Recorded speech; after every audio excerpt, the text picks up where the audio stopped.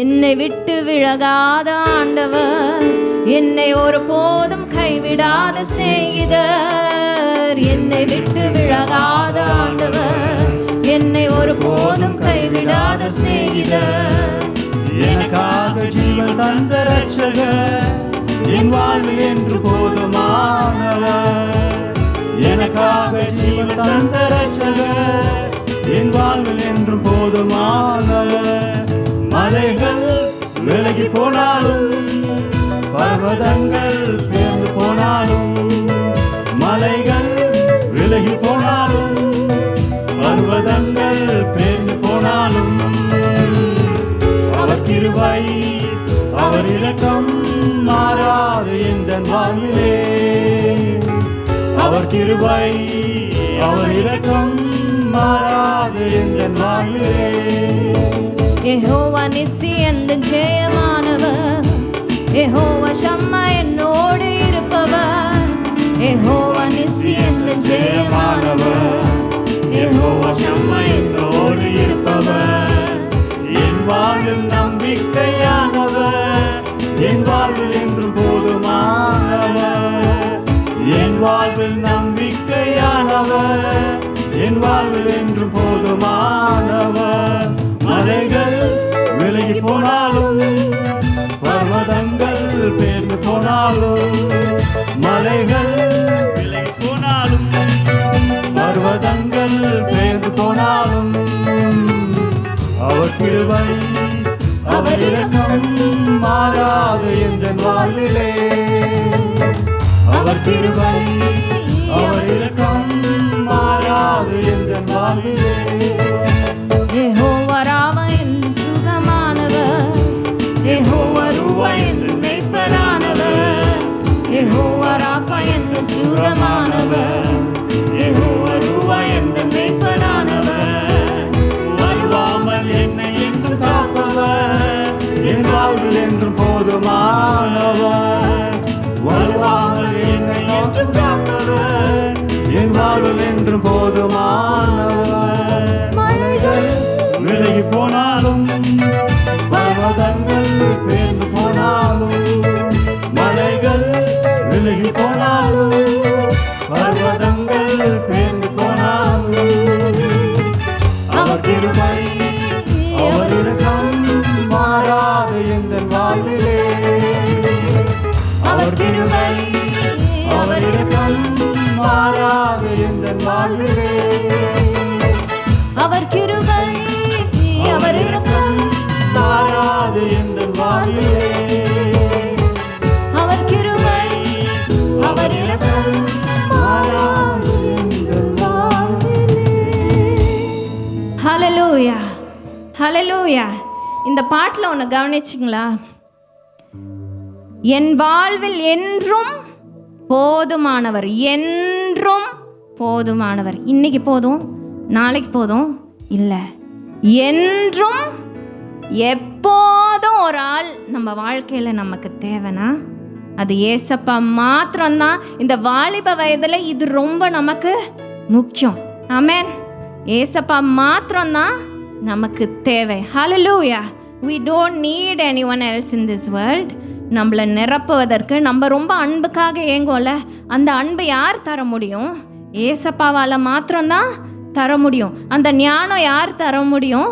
ஏசப்பா மாத்திரம்தான் தர முடியும். இந்த உலகத்தில் பரிசுத்தமாக வாழ்வதற்கு யார் உதவி செய்ய முடியும்? ஆவியானவர் மாத்திரம்தான் உதவி செய்ய முடியும். ஆமென் ஆமென். ஏசப்பா மாத்திரம்தான். ஒன்று மட்டும் எப்பொழுதும் நம்ம இருதயத்தில் நம்ம நினைக்கணும், இந்த உலகம் இப்போ எல்லாம் அந்த ட்ரெண்டு இந்த ட்ரெண்டுன்னு போயிட்டுருக்காங்கல்ல, உலகத்தில் பயங்கர ட்ரெண்டிங்லாம் போயிட்டுருக்குல்ல. ஒன்று மட்டும் நினச்சிக்கோங்க, சரி நம்ம கிறிஸ்டியனாக இருந்தால் நம்ம ட்ரெண்டை ஃபாலோ பண்ண முடியாதுலாம் இல்லை. Our Jesus is always trending. Amen. Our Jesus is always trending. இந்த உலகம்லாம் ஒரு ட்ரெண்டே இல்லை நம்ம ஏசப்பா முன்னாடி. ஆமென் ஆமென் ஆமென்.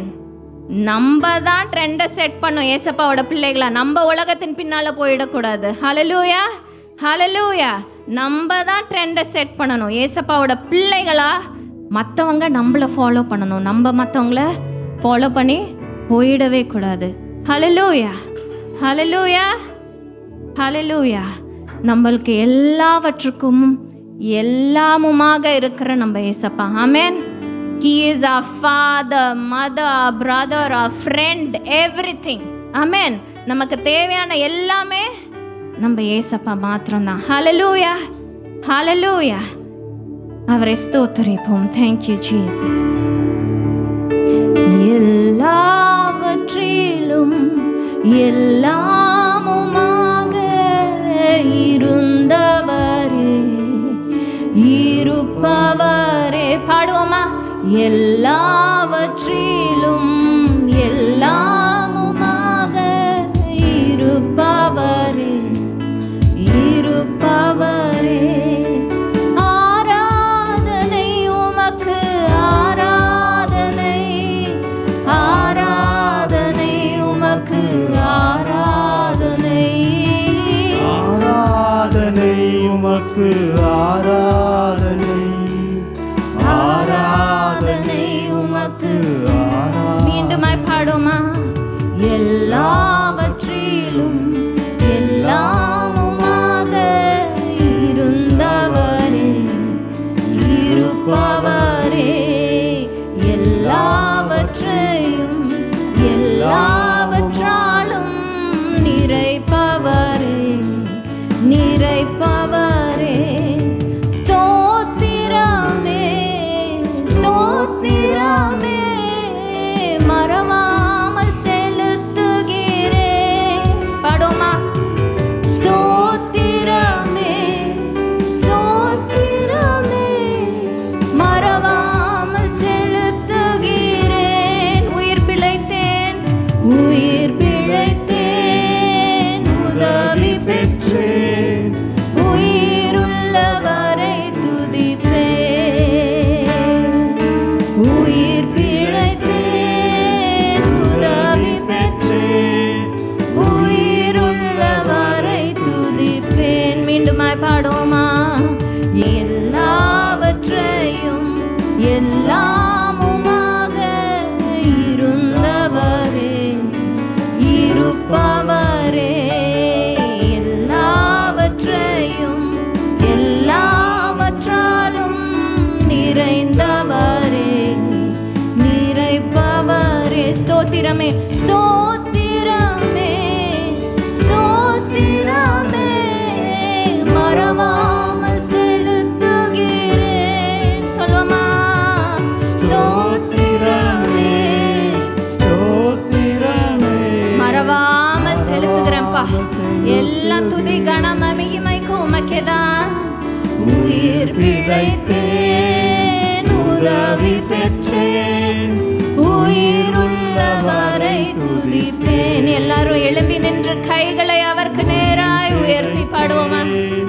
உதவி பெற்றேன், உயிருள்ளவரை துதிப்பேன். பாடுவோமா? உயிர் பிழைத்தேன், உதவி பெற்றேன், உயிருள்ளவரை துதிப்பேன்.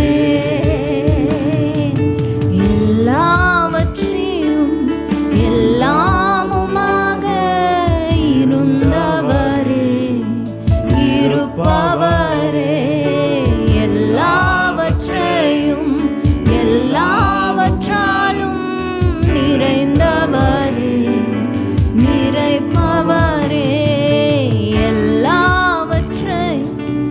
எல்லாமுமாக இருந்தவரே, இருப்பவரே. எல்லாவற்றையும் எல்லாவற்றாலும் நிறைந்தவரே, நிறைப்பவரே, நிறைந்தவரே, நிறைப்பவரே, நிறைந்தவரே. என் வாழ்வை நிறைப்பவரே. ஹல்லேலூயா. எல்லா சத்தத்தை உயர்த்தி எல்லாவற்றையும் எல்லாமுமாக எனக்கு இருந்த என் ஏசப்பா, ஹல்லேலூயா, உமக்கு நன்றி, நன்றி, நன்றி.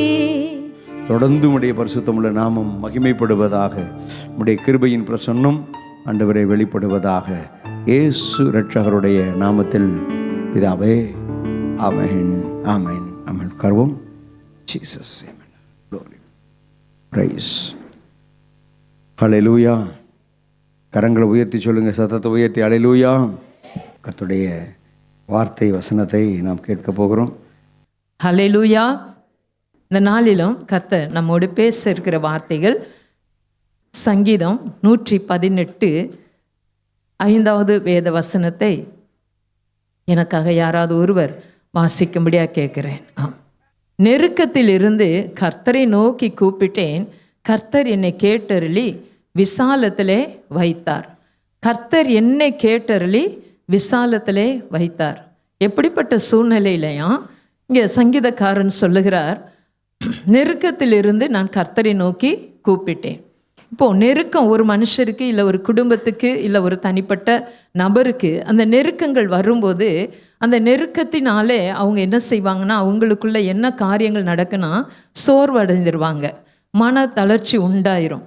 அது மாத்திரமல்ல, அவங்களுடைய வாழ்க்கையிலும் கொஞ்சம் தள்ளாடுதல் ஏற்பட்டு விட்டுரும். ஏன் அப்படின்னா நெருக்கங்கள் அநேக காரியங்களை சொல்லலாம். இப்போது படிக்கிற பிள்ளைகள் இங்கே அதிகமாக இருக்கிறனால உங்களுக்கு நான் புரியும்படியுமா இந்த நெருக்கம் எப்படி உண்டாகிறதுன்னு சொல்கிறேன். இப்போ உங்களுக்கு எல்லாம் குவார்ட்டர்லி எக்ஸாம், அந்த எக்ஸாமுக்கு அந்த படிக்கணும் அப்படிங்கிற ஒரு நெருக்கம். ஸோ அந்த நெருக்கம் வரும்போது நீங்கள் என்ன செய்யணும், அதிகமாக படிப்பீங்க. படித்து உங்களுக்கு அந்தந்த நாளுக்குரிய எக்ஸாமை எழுதும்போது அந்த எக்ஸாம் எழுதிட்டு வந்தவுடனே உங்களுக்கு ஒரு சந்தோஷம் உண்டாயிரும், அப்படி தானே? ஸோ அந்த சந்தோஷம் உண்டான உடனே உங்களுக்கு என்ன ஆகும், ஒரு நாளைக்கு தினத்துக்கு என்ன எக்ஸாமோ அதை படிக்கிறதுக்கு மறுபடியும் நீங்கள் ஆயத்தமாவீங்க. ஆனால் இங்கே சங்கீதத்தில் நம்ம வாசித்தோம், நெருக்கத்திலிருந்து கர்த்தரை நோக்கி கூப்பிட்டே கர்த்தர் என்னை கேட்டருளி விசாலத்திலே கொண்டு வருவார். ஸோ நெருக்கம் வரும்போது மன சோர்வுகள், மன தளர்வுகள் நம்முடைய சரீரத்தில் உண்டாகும். அப்போ அந்த நெருக்கங்கள் மாறும் பொழுது நமக்கு எப்படி இருக்கும், அந்த புதிய ஒரு உற்சாகம், ஒரு தெம்பு, ஒரு சமாதானம், ஒரு சந்தோஷம் உண்டாகிவிடும். ஸோ அந்த நெருக்கம் வரும் பொழுது எவ்வளவுக்கு எவ்வளவு நம்ம சோர்வடைந்துறோமோ, எவ்வளவுக்கு எவ்வளவு நம்முடைய சரீரம் மன தளர்ச்சி அடைகிறதோ, நம்முடைய மனப்பான்மை தாழ்வு நிலைக்குள்ளே கடந்து போகிறதோ, அந்த சூழ்நிலை எல்லாம் மாறி கர்த்தரை நோக்கி கூப்பிட்டு நம்ம செபிக்கும் பொழுது, அல்லது கர்த்தருடைய சமூகத்தில் நீங்களும் நானும் காத்திருக்கிற வேளையில் கர்த்தர் நம்முடைய கூப்பிடுதலில் அல்லது நம்மளுடைய சத்தத்தை கேட்டு ஆண்டவர் என்ன செய்கிறார், அந்த நெருக்கமான சூழ்நிலையெல்லாம் விலக்கி காத்து கொள்ளுகிறார். இப்போது எக்ஸாம் முடிந்த உடனே உங்களுக்குள்ளே என்ன உண்டாகும், ஒரு ஹாப்பி உண்டாயிரும். பாடி எனக்கு இந்த எக்ஸாம் முடிஞ்சு போயிடுச்சு, இந்த சூழ்நிலை மாறிடுச்சு, இனி குவார்ட்டர்லி முடிஞ்சு 10 நாள் லீவு முடிஞ்சு அடுத்து படித்தா போதும் அப்படிங்கிற ஒரு மனநிலையில் நீங்கள் இருப்பீங்க தானே? ஸோ அதே போல் தான் இந்த நெருக்கங்கள் மாறும் பொழுது நமக்குள்ளே ஒரு உற்சாகமும் ஒரு பலனும் ஒரு சமாதானமும் நமக்குள்ளே அதிகமாய் வரும். வாழ்க்கையில் பார்த்தீங்கன்னா அதே அநேகருடைய நெருக்கத்தை பற்றி நம்ம வேதத்தில் வாசித்திருக்கிறோம். ஸோ வாழ்க்கையில் ஒவ்வொருவரும் இந்த நெருக்கத்தின் பாதைகளுக்குள்ளே கடந்து போய் தான் கர்த்தர் அவர்களை விசாலத்தில் கொண்டு வந்திருக்கிறார்.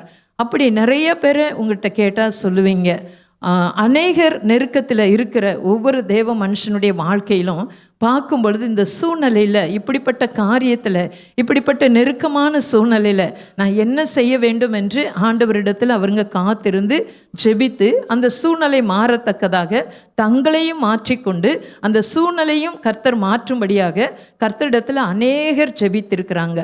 ஸோ எடுத்துக்காட்டாக நீங்கள் வேதத்தில் நீங்கள் அறிந்த காரியங்கள் உங்களுக்கு நினைவுபடுத்தி சென்று கடந்து செல்லுகிறேன்.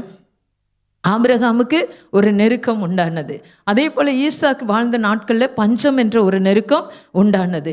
அடுத்து அன்னாளுக்கு பிள்ளை என்ற நிலை வரும் பொழுது அவள் அந்த துக்கத்தினாலே குடும்பத்தின் நபர்கள் அவளை அவமதித்து பேசும் பொழுது, ஏளனமாய் பார்க்கும் பொழுது அவளுக்குள்ளே அந்த பாரங்கள் இல்லாமல் இருந்ததுனால, பிள்ளை இல்லாத நிலைமை இருந்ததுனால அவளுக்குள்ளே ஒரு நெருக்கம், அவளுடைய இருதயம் நெருக்கப்பட்டு காணப்பட்டது, ஒடுக்கி காணப்பட்டது. ஸோ இப்படி எலியாவுக்கு ஒரு சூழ்நிலை வரும் பொழுது ஒரு வார்த்தை, ஒரு பெண்ணுடைய வார்த்தையை கேட்டு அவனும் எலியாவும் என்ன செஞ்சாரு, நெருக்கப்பட்டாரு. இருதயத்தில் ஒரு பாரம் வந்துருச்சு. ஐயோ என் தலையை வாங்குவேன்னு சொல்றாளே, இவளுக்கு நான் இந்த மாதிரி சூழ்நிலைக்குள்ள நான் இருக்கவே கூடாது என்று சொல்லி அவரும் அப்படிப்பட்ட நெருக்கமான சூழ்நிலை வரும் பொழுது போதும் கர்த்தாவே என்னை எடுத்துக்கொள்ளுன்னு சொல்லிட்டு போய் ஒளிந்து கொள்ளுகிறார். இப்படி எலியா, எலிசா, யோசேப்பு, தானியேல், இப்படி எஸ்தர், இப்படி அநேக பரிசுத்தவான்களை வேத வேதத்தில் கர்த்தர் எழுதி வைத்திருக்கிறார். இவங்க எல்லாருக்குமே, வேதத்தில் எழுதப்பட்ட எல்லாருமே ஒரு காலகட்டத்தில் அவங்களுக்கு உள்ள ஒரு நெருக்கம் வந்தது உண்மை. ஆனால் அந்த நெருக்கங்கள் வரும் பொழுது அவங்க செய்த காரியங்கள் என்ன என்பது தான் கர்த்தர் இந்த நாளிலே நமக்கு கற்றுக் கொடுக்கிறார். முதலாவதாக தாவீதுடைய வாழ்க்கையில் பார்த்தீங்கன்னா அவர் சொல்லுகிறார், தாவீது ராஜா சொல்லுகிறார், சங்கீதம் 54வது அதிகாரம் 7வது வேத வசனத்தில் அவர் எல்லா நெருக்கப்பட்டு எல்லா சூழ்நிலைகளினாலும் அவர் நெருக்கப்பட்டு காணப்படுகிறார். அப்போது அவர் அந்த வசனத்தை நீங்கள் வாசித்து பார்த்தீங்கன்னா, அவர் எல்லா நெருக்கத்தையும் நீக்கி என்னை விடுவித்தார், என் கண் என் சத்துருக்களின் நீதியை சரி கட்டுதலை கண்டது என்று சொல்லுகிறார். அவருக்கு என்ன அப்படிப்பட்ட நெருக்கமானா, அவன் குடும்பத்தினால நெருக்கம், சத்துருக்களினால நெருக்கம், அப்படி எல்லாம் சவுலு தன்னுடைய மாமனார் அவர் மூலமாய் வந்த நெருக்கங்கள். இந்த நெருக்கங்கள் நேரம் வரும் பொழுது அவர் தாவீது சொல்லுகிறார், எல்லா நெருக்கத்தையும் நீக்கி என்னை ஆண்டவர் என்ன செஞ்சிட்டாரு, விடுவித்திட்டார் என்று சொல்லுகிறார். ஸோ அப்படிப்பட்ட ஒரு நெருக்கம் உண்டானது. அந்த நெருக்கத்திலிருந்து நான் அவரை நோக்கி நான் கூப்பிட்டேன், என்னை விடுவித்தார் என்று சொன்னார்.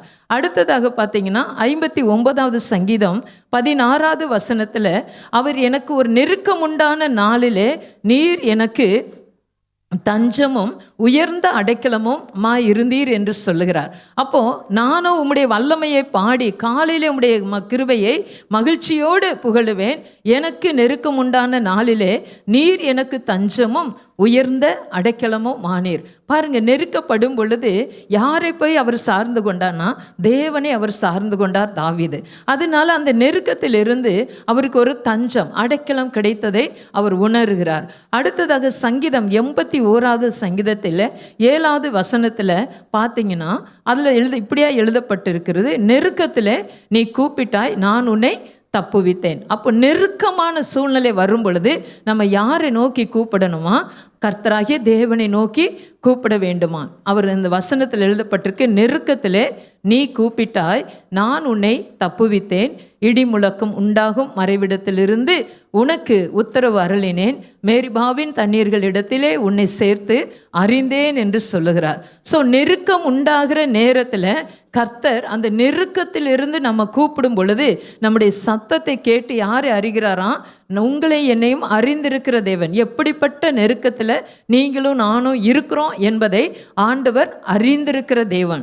ஸோ முதலாவதாக விடுவிக்கிறார், ரெண்டாவதாக உயர்ந்த மறைவிடத்துக்குள்ளே வைத்து அவரை பாதுகாக்கிறார், மூன்றாவது அவருடைய வாழ்க்கையில் ஒரு நெருக்கம் வரும் பொழுது அவரை ஆண்டவர் தப்புவிக்கிறார். அது மாத்திரமல்ல, அந்த தாவீதை நன்றாய் இன்னும் புடமிட்டு அந்த நெருக்கமான சூழ்நிலையை கொடுத்து அவரை உருவாக்கி கொண்டே வருகிறார். அப்படி உருவாக்கி கொண்டு வரும்போது இன்னும் ஒரு சங்கீதத்தில் நீங்கள் வாசித்து பார்த்தீங்கன்னா சங்கீதம் 120:1 அவர் சொல்லுகிறார், என் நெருக்கத்திலே கர்த்தரை நோக்கி கூப்பிட்டேன், அவர் எனக்கு செவி கொடுத்தார், அவர் எனக்கு செவி கொடுத்தார். அப்போது நம் நெருக்கப்படும் பொழுது ஒரு மனிதர் அல்ல ஒரு குடும்பம் இல்லை ஒரு தனிப்பட்ட நபர், நீங்களாக இருக்கலாம் நானாக இருக்கலாம், நம்முடைய நெருக்கத்தின் நேரத்தில் நம்ம என்ன செய்யணும், கர்த்தரை நோக்கி கூப்பிடும் பொழுது ஆண்டவர் அந்த நெருக்கமான சூழ்நிலையிலிருந்து நம்முடைய கூப்பிடுதின் சத்தத்துக்கு ஆண்டவர் என்ன செய்கிறாராம், செவி கொடுக்கிறாராம். இப்போது நம்ம நெருக்கத்தை போய் நம்ம மற்றவர்களிடத்தை சொன்னால் அவங்களுக்கு அந்த நெருக்கத்தின் சூழ்நிலை புரியாது.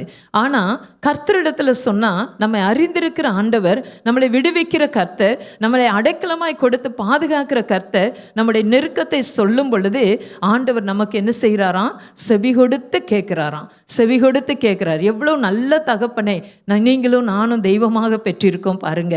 இப்போ நம்முடைய நெருக்கத்தை வேற யார்கிட்டலையும் சொல்ல முடியாது. ஆனால் நம்ம நெருக்க சூழ்நிலையை நம் தேவனிடத்தில் சொல்லும்போது அவர் செவி கொடுத்து கேட்கிறார் என்று சங்கீதத்தில் வாசித்தோம். அது மாத்திரமல்ல, சங்கீதம் 142வது சங்கீதம் 2வது வேத வசனத்தை நீங்கள் பார்த்தீங்கன்னா அதில் எழுதப்பட்டு இருக்கிறது, அவருக்கு முன்பாக என் சஞ்சலத்தை ஊற்றுகிறேன், அவருக்கு முன்பாக என் நெருக்கத்தை அறிக்கையிடுகிறேன். அவருக்கு முன்பதாக அங்கே தாவீது சொல்லுகிறார், அவருக்கு முன்பதாக என் சஞ்சலத்தை ஊற்றேன், என் இருதயத்தில் இருக்கிற எல்லா சஞ்சலமான வருத்தமான காரியங்களையும் நான் அவர் சமூகத்தில் ஊற்றுகிறேன். அது மாத்திரமில்லை, அவருக்கு முன்பதாக என் நெருக்கத்தை நான் அறிக்கையிடுகிறேன். உங்கள் நெருக்கம் எதுவோ அதை ஆண்டவரிடத்தில் சொல்ல வேண்டும் என்பதை தேவனும் எதிர்பார்க்கிறார். ஹல்லேலூயா. இதை அறிந்த தாவீது அதை சொல்லுகிறார் பாருங்க. அவருக்கு முன்பதாக என் நெருக்கத்தையும் என் சஞ்சலத்தையும் ஊற்றி அவருக்கு முன்பதாக நான் அறிக்கையிடுகிறேன் என்று சொல்லுகிறார். ஸோ நம்முடைய என் நெருக்கம் தான் ஆண்டவருக்கு தெரியுமே அப்படின்னு அந்த மாதிரி நம்ம சொல்லிட்டு போக முடியாது. நம்முடைய நெருக்கம் என்ன என்பதை கர்த்தர் அறிந்திருந்தாலும் அந்த நெருக்கத்தின் சூழ்நிலையை, அந்த நெருக்கத்தின் காரியத்தை, அந்த நெருக்கமான ஒடுக்கப்படுகிற நேரங்களை கர்த்தர் சமூகத்தில் நாம் அறிக்கையிடணும். அதாவது அவரிடத்தில் வந்து சொல்லணும் என்பது ஆண்டவர் எதிர்பார்க்கிற ஒரு காரியம். தாவீது தன்னுடைய வாழ்க்கையில் இப்படி நெருக்கம் உண்டான சஞ்சலம் உண்டான நேரத்தில் எல்லாம் ஆண்டவரிடத்தில் போய் ஜெபிக்கும் போது, அவரிடத்தில் அறிக்கையிட்டு ஜெபிக்கும் போது கர்த்தர் அவர் அறிக்கையிடுதலின் ஜெபத்தை ஆண்டவர் கேட்டார் என்று வேதத்தில் அநேக இடத்துல அவர் சாட்சி கொடுத்திருக்கிறார். ஏனென்றால் அவருக்கு நெருக்கம் வந்து அந்த சூழ்நிலை மாறும் பொழுது, எப்படி முதலே நான் சொன்ன வார்த்தையின்படி ஒரு மனுஷனுக்கு இல்லை ஒரு குடும்பத்திற்கு இல்லை ஒரு தனிப்பட்ட நபருக்கு நெருக்கங்கள் வரும் பொழுது அவன் மன தளர்ச்சி அடைந்து சோர்ந்து போய் விடாய் ஆத்மாவோடு அவங்க காணப்படுகிற அந்த நெருக்கம் மாறும் பொழுதெல்லாம் அந்த நெருக்கத்தின் சூழ்நிலை விட்டு அவங்கள விட்டு விலகும் போது ஒரு சந்தோஷம் உண்டாயிரும், சமாதானம் உண்டாயிரும், அவங்க சரீரத்தில் ஒரு பூஷ்டி தெம்பு வந்துடும். அதே போல தான் தாவீதுடைய வாழ்க்கையில் அவனுடைய எல்லா நெருக்கமான சூழ்நிலையும் மாறினதற்கு பின்பதாக அவர் சொல்லுகிறார், நான் கர்த்தரை துதிப்பேன். சங்கீதம் 118:1 கர்த்தர் நல்லவர், அவர் கிருபை என்றும் உள்ளது என்று சொல்லி அங்கே அவருடைய கிருபையும் அவரை துதிக்கிற துதியையும் இந்த தாவீது நம்பி விசுவாசித்து துதித்து கொண்டே அவருடைய கிருபையை சார்ந்து கொண்டே இருந்தபடினால நெருக்கம் அவருக்கு ஒரு பொருட்டாகவே இல்லை. நெருக்கப்பட்டது உண்மை, நெருக்கத்துக்குள்ளே கடந்து போன சூழ்நிலை எல்லாம் உண்மை. ஆனால் எல்லாவற்றில் இருந்தும் என்னை அவர் விடுவிப்பார். என் சஞ்சலத்தை நான் அவரிடத்தில் சொல்லியிருக்கிறேன், என் நெருக்கத்தை அவரிடத்தில் நான் அறிக்கையிட்டிருக்கிறேன், என் நெருக்க சூழ்நிலை எல்லாம் மாற்றி என்னை ஆண்டவர் உயர்ந்த அடைக்கலத்தில் வைப்பார் என்ற ஒரு திட நம்பிக்கை அந்த தாவீதுக்கு இருந்தது. இன்றைக்கும் படிக்கிற பிள்ளைகளுக்கும் நெருக்கமான ஒரு சூழ்நிலை வரும் பொழுது, எக்ஸாம் படிப்பில், டியூஷனில், இங்கே அங்கே எல்லா ஹோம்ஒர்க்கு இது அது அப்படிப்பட்ட ஒரு நெருக்கமான நேரத்தில் நீங்கள் ஜஸ்ட்டு உட்காந்து ஒரு வசனத்தை எடுத்து படித்து அதை மனப்பாடம் பண்ணி கொண்டு ஆண்டவரிடத்தில் நீங்கள் ஜெபம் பண்ணி பாருங்கள். ஜெபம் பண்ணுனா நீங்கள் படிக்க போகிற அந்த சப்ஜெக்டுடைய காரியங்கள் உங்களுக்கு லேசாக புரியும். அது வரைக்கும் நீங்கள் படிச்சிருப்பீங்க, புரிஞ்சிருக்காது, ஞாபகத்தில் வச்சிருக்க முடியாத ஒரு சூழ்நிலை இருந்திருக்கும். ஏன்னா மற்ற ஏதோ காரியங்கள், தேவையில்லாத காரியங்கள் நம்முடைய சிந்தனைக்குள்ளே வரும் பொழுது படிப்பில் கவனம் நம்ம சிதறி போய் காணப்படும். ஸோ ஆண்டவர் சமூகத்தில் நம்ம காத்திருக்கிற பிள்ளைகளுக்கு, ஆண்டவருடைய சமூகத்தில் காத்திருக்கிற பெற்றோர்களுக்கு அவங்க நெருக்கமான சூழ்நிலையில் கர்த்தரை நோக்கி ஜெபிக்கும் போது நிச்சயமாக எல்லா சூழ்நிலையும் ஆண்டவர் மாற்றி போட அவர் உண்மையுள்ளவராக இருக்கிறார்.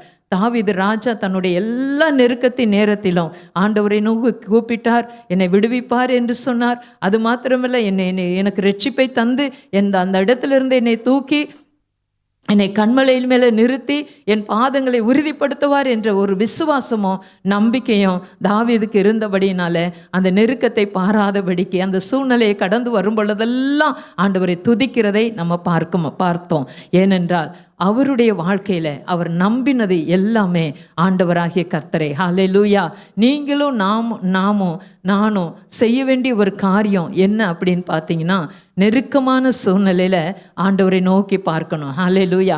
உங்கள் நெருக்கத்தை கர்த்தருடைய சமூகத்தில் சொல்லணும். என் நெருக்கம், நான் இப்படிப்பட்ட மனுஷனால் நெருக்கப்படுறேன், சத்துருடைய வியாதி, பலவீனம், பொருளாதாரம், இப்படிப்பட்ட கஷ்டம், எல்லா என்னென்ன காரியங்கள் உங்களை நெருக்கி கொண்டு இருக்கிறதோ அந்த சூழ்நிலையை, அந்த நெருக்கத்தை ஆண்டவருடைய பாதத்தில் சொல்லும் பொழுது, அறிக்கை இடும் பொழுது, நீங்கள் சஞ்சலம் உங்கள் இருதயத்தில் இருக்கிற அந்த பாரத்தை ஊற்றி செபிக்கும் பொழுது, கர்த்தரை நோக்கி கூப்பிடும் பொழுது அவர் நிச்சயமாய் உங்கள் நெருக்கமான சூழ்நிலையை மாற்றி கர்த்தர் விசாலத்திற்கு கொண்டு வர அவர் உண்மையுள்ளவராக இருக்கிறார். ஹல்லேலூயா. வலது கரத்தை உயர்த்தி சொல்லுவோமா? ஹல்லேலூயா. ஆமேன். ஏன் நம்முடைய வாழ்க்கையில் நெருக்கம் வருகிறது? ஒன்று, நமக்கு நெருக்கம் வருது அப்படின்னா, ஒன்று பணம் இல்லாத இருக்கும்போது நமக்கு நெருக்கம் வரும். நம்முடைய வாழ்க்கையில் சுகம் இல்லைன்னா நமக்கு ஒரு நெருக்கம் வரும். மதியீனமான காரியங்களை செஞ்சிட்டோமானா நெருக்கம் வரும். ரெண்டாவது, அடுத்து நம்ம பாவம் செஞ்சாலும் அந்த பாவத்தினாலே வருகிற நெருக்கங்கள் நம்முடைய வாழ்க்கையில் வந்து வரும். அதே போல் வேலை செய்யாமல் இருந்தாலும் நமக்கு பண நெருக்கம் வந்து வரும். அதே போல் நிந்தை அவமானங்கள் நமக்கு வரும் பொழுதும் நம்ம இருதயத்தை நமக்கு பாதிக்கும். அந்த நெருக்கம் நிந்தை வரும் பொழுது நம்ம என்ன செய்யணும் என்று ஆண்டவர் விரும்புகிறார்னு பார்த்தீங்கன்னா, அந்த சூழ்நிலைகளை எல்லாம் நம்ம ஏற்கனவே வாசித்த வசனத்தின்படி சூழ்நிலைகளை எல்லாம், சஞ்சலத்தை எல்லாம், நம்முடைய நெருக்கத்தை எல்லாம் தேவனுடைய பாதத்தில் இறக்கி வைத்திடணும். அல்லேலூயா. அப்போ இந்த நெருக்கமான சூழ்நிலை நிச்சயமாய் மாறிடும். அப்போது இன்னும் நம்மளுடைய இருதயத்தில் ஏன் நமக்கு நெருக்கங்கள் வருது? நெருக்கம் வரும் பொழுது நான் செபிக்கிறேன், இன்னும் என் நெருக்கம் ஏன் மாறலை அப்படின்னு உங்களுக்குள்ள நிறைய கேள்விகள் எழும்பலாம். ஸோ அப்படிப்பட்டவங்களுக்கு கர்த்தருடைய ஆலோசனை என்ன சொல்லுகிறதுனா, யாருடைய ஜெபம் கேட்கப்படலை, நெருக்கப்படும் போது அவங்களுடைய ஜெபம் கேட்கப்படலை, யாருடைய ஜெபத்தை ஆண்டவர் கேட்குறார்? இந்த கேள்வியை நமக்கு கூடவே எழும்பும். ஏன் ஜெபத்தை கேட்கல, அவங்க ஜெபத்தை மட்டும் கேட்டார்? அப்போ யாருடைய ஜெபத்தை ஆண்டவர் கேட்க மாட்டார்னு வேதத்தில் எழுதப்பட்டு இருக்கிறதுனா, வேதத்தை கேளாதவர்களுடைய ஜெபத்தை ஆண்டவர் என்ன செய்கிறாராம்?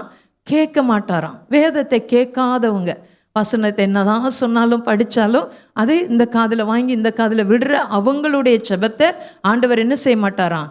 கேட்க மாட்டாராம். அது எங்கே எழுதியிருக்கப்பட்டிருக்குன்னா, நீதிமொழிகளின் புஸ்தகம் 28வது அதிகாரம் 9வது வேத வசனத்தில், வேதத்தை கேளாதவர்களுடைய ஜெபத்தை கர்த்தர் என்ன செய்கிறதில்ல, கேட்கிறது இல்லை என்று எழுதப்பட்டிருக்கிறது.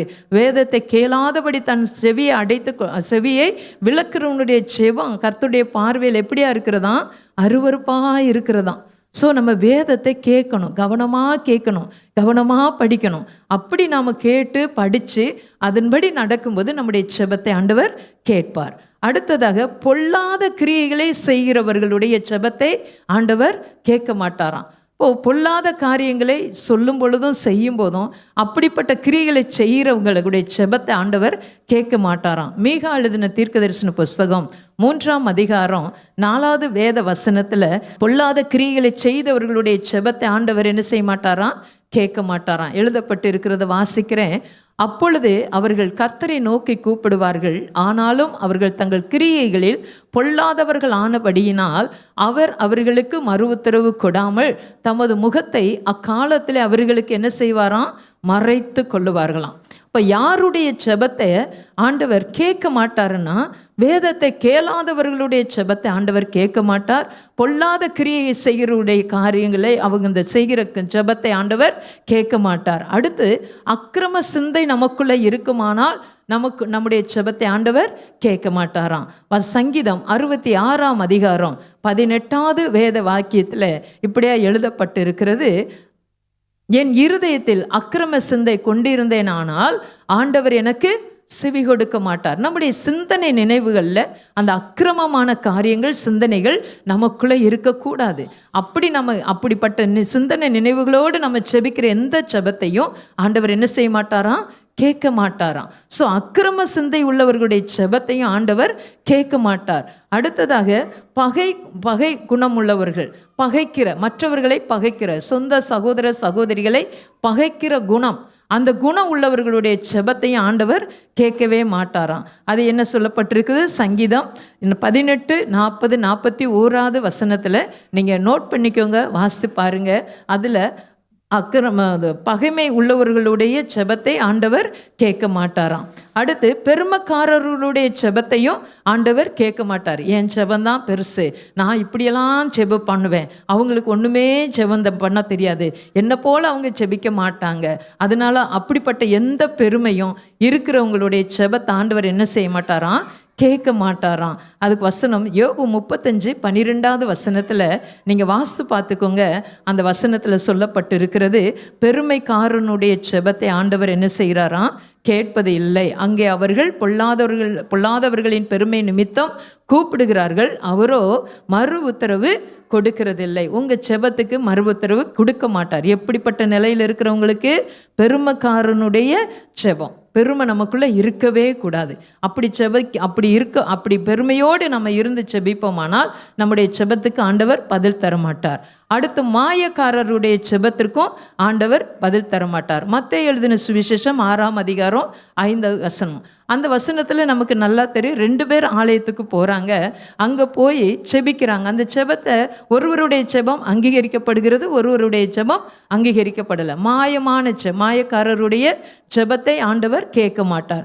அடுத்த வசனம் சொல்லப்பட்டிருக்கிறது சங்கீதம் 109:2-7 துன்மார்க்கனுடைய செபத்தை கர்த்தர் என்ன செய்ய மாட்டாராம், கேட்க மாட்டாராம். துன்மார்க்க காரியத்தில் நம்ம இருந்துக்கிட்டு நம்ம ஜெபம் பண்ணுமானா நம்முடைய செபத்தை ஆண்டவர் என்ன செய்ய மாட்டார், கேட்க மாட்டார். சங்கீதம் 109:2-7 அந்த வசனத்தை நீங்கள் வாசித்து பார்த்தீங்கன்னா அதில் எழுதப்பட்டிருக்கு, துன்மார்க்கனுடைய வாயும் கபட்டு நாயும் என் வாயும் எனக்கு விரோதமாய் திறந்திருக்கிறது, கள்ள நாவினாலே என்னோடு பேசுகிறார்கள். 7வது வசனம், அவன் நியாயம் விசாரிக்கப்படும் போது குற்றவாளியாக கடவான், அவன் செபம் பாவமாக்க கடவுது என்று எழுதப்பட்டிருக்கிறது. ஸோ இந்த நாளிலும் துன்மார்க்கனுடைய செபத்தை ஆண்டவர் கேட்க மாட்டார். அடுத்ததாக கடைசியாக பாவிகளுடைய செபத்தை ஆண்டவர் என்ன செய்ய மாட்டாராம், கேட்கவே மாட்டாராம்.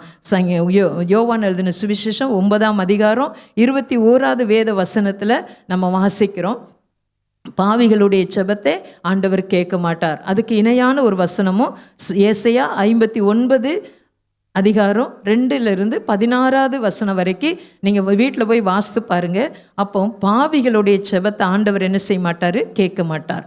இப்போ பாவிகளுடைய இந்த செபத்தை கேட்க மாட்டார், துன்மார்க்கனுடைய செபத்தை கேட்க மாட்டார், மாயக்காரருடைய செபத்தை கேட்க மாட்டார், பெருமக்காரருடைய செபத்தை ஆண்டவர் கேட்க மாட்டார், பகைமை குணமுள்ளவர்களுடைய செபத்தை ஆண்டவர் கேட்க மாட்டார், அருவருப்பான காரியங்களை செய்கிறவர்களுடைய ஜெபத்தை ஆண்டவர் கேட்க மாட்டார், பொல்லாத கிரியைகளை செய்கிறவருடைய ஜெபத்தையும் ஆண்டவர் கேட்க மாட்டார், வேதத்தை கேளாதவர்களுடைய ஜெபத்தையும் ஆண்டவர் கேட்க மாட்டார் என்று நம்ம வேதத்தில் தியானித்தோம். அப்போது யாருடைய செபத்தை, இவங்க செபத்தை எல்லாம் கேட்க மாட்டார், ஆனால் யாருடைய செபத்தை ஆண்டவர் கேட்பார் என்று வேதத்தில் அதையும் எழுதப்பட்டிருக்கிறது. வேதத்தில் சங்கீதம் 34ஆம் சங்கீதம் 15வது வேத வசனத்தில் நீதிமானுடைய செபம் கேட்கப்படும்.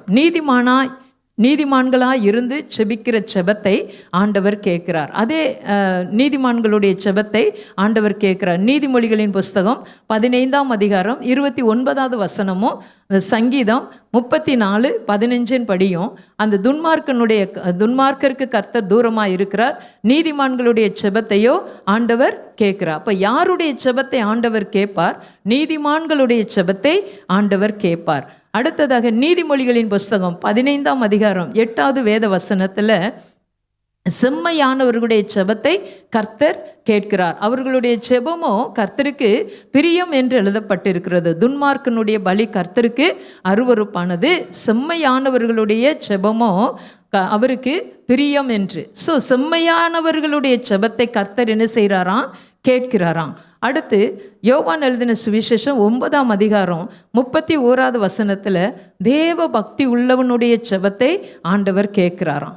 தேவ பக்தி உள்ளவனுடைய செபம், நம்ம ஆண்டவர் மேலே பக்தியாக இருந்து நம்ம செபிக்கிற செபத்தை ஆண்டவர் என்ன செய்கிறாராம், கேட்கிறாராம். அடுத்து விசுவாசம் உள்ளவர்களுடைய செபத்தை கர்த்தர் என்ன செய்கிறாரு, கேட்கிறார். அது மத்தேயு எழுதின சுவிசேஷம் 21ஆம் அதிகாரம் 22வது வேத வசனத்தில் விசுவாசத்தோடு செபிக்கிறவர்கள் அல்லது விசுவாசம் உள்ளவர்கள் செபிக்கிற செபத்தை ஆண்டவர் என்ன செய்கிறாராம், கேட்கிறாராம்.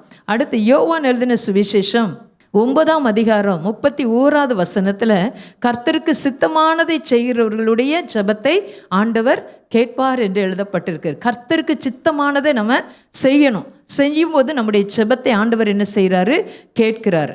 அடுத்து சங்கீதம் 145:19 வாசித்து பார்த்தீங்கன்னா தேவனுக்கு பயப்படுகிறவர்களுடைய ஜெபத்தை ஆண்டவர் கேட்கிறார்.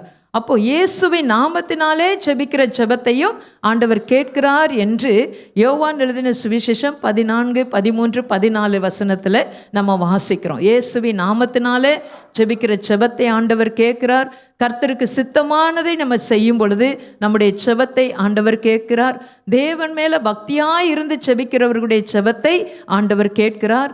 விசுவாசம் உள்ளவர்களாய் நம்ம செபிக்கிற செபத்தை கர்த்தர் கேட்கிறார்.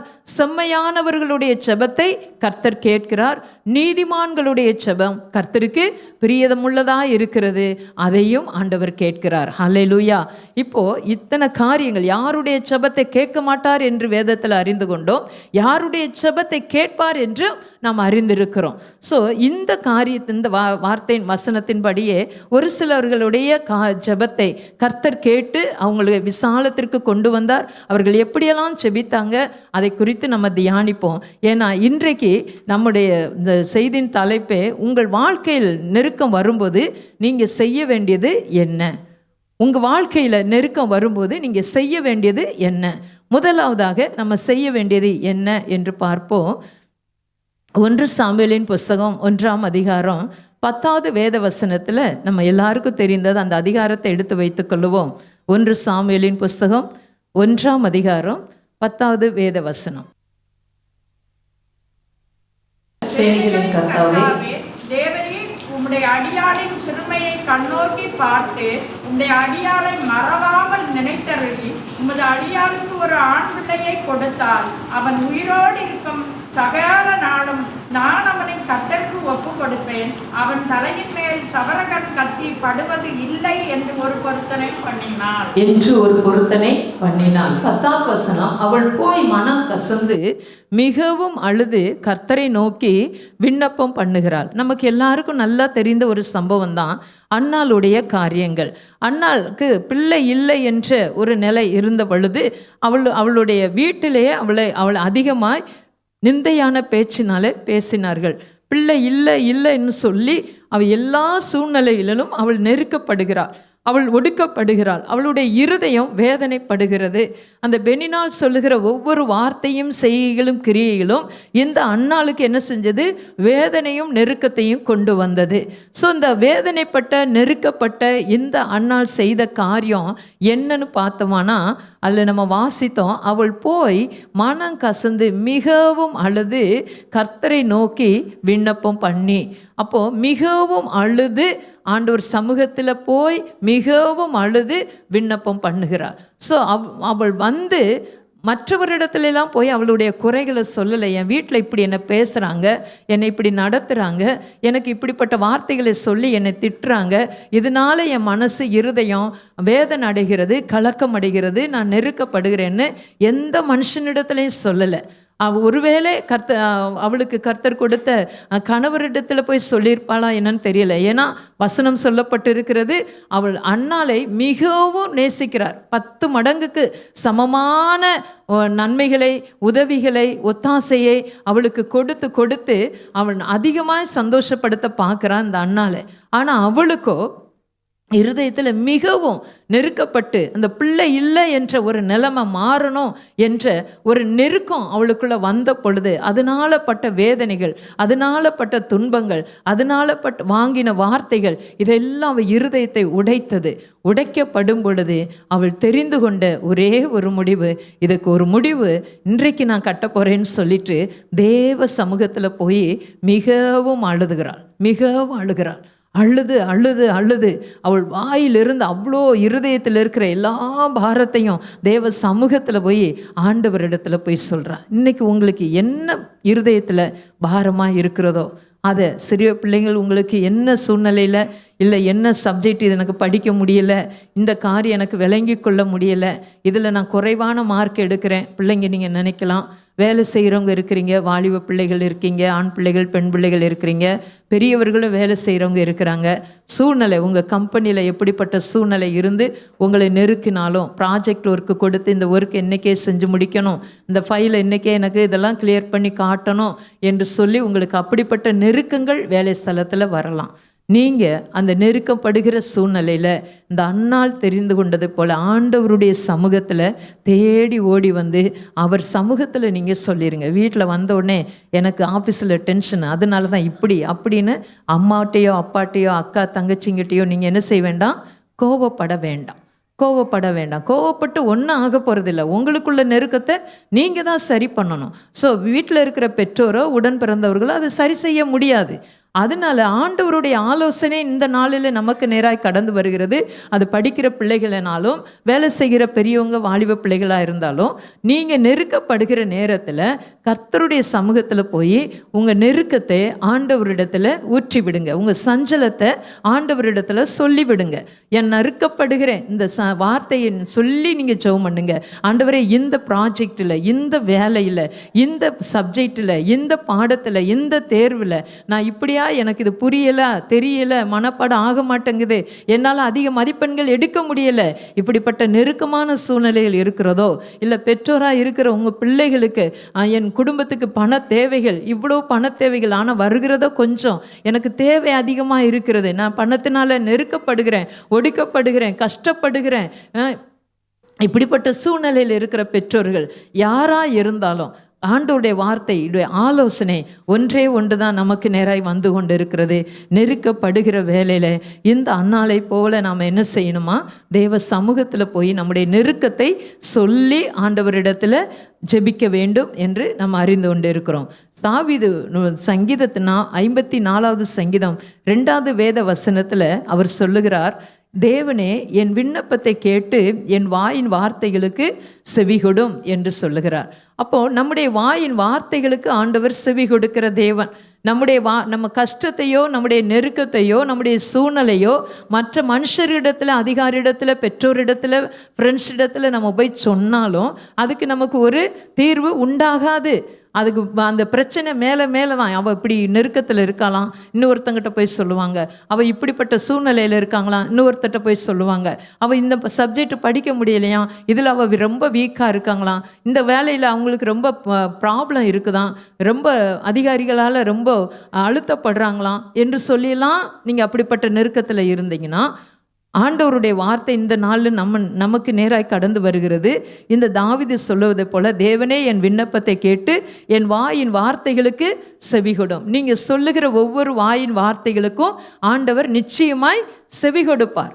நம்முடைய செபத்தை கேட்கிற தேவன், அவர் செபிக்கிறவரும் கூட, நம்ம செபத்தை கேட்கிறவரும் கூட. அதனால தான் செபத்தை கேட்கிற தேவனே, மாம்சமான யாவரும் உம்மிடத்தில் வருவார்கள். அவரிடத்துல வந்தபோது, அவரிடத்துல சொல்லும்போது நம்முடைய செபத்தை ஆண்டவர் கேட்டு நெருக்கமான சூழ்நிலை எல்லாம் மாற்றி விடுகிறார். இந்த அன்னாளுக்கும் அதை தெரிந்ததுனால தான் அவள் நெருக்கப்படும் போது, பிள்ளை இல்லை என்ற நிலைமை வரும் பொழுது, அந்த அவமான சூழ்நிலைகள் அவளை சூழ்ந்து அவள் இருதயத்தை அழுத்தி கொள்ளும் பொழுது, அவர் செய்த காரியம், தேவ சமூகத்தில் வந்து மனங்கசந்து அழுது ஆண்டவரை நோக்கி விண்ணப்பம் பண்ணினாள் என்று சொல்லப்பட்டிருக்கிறது.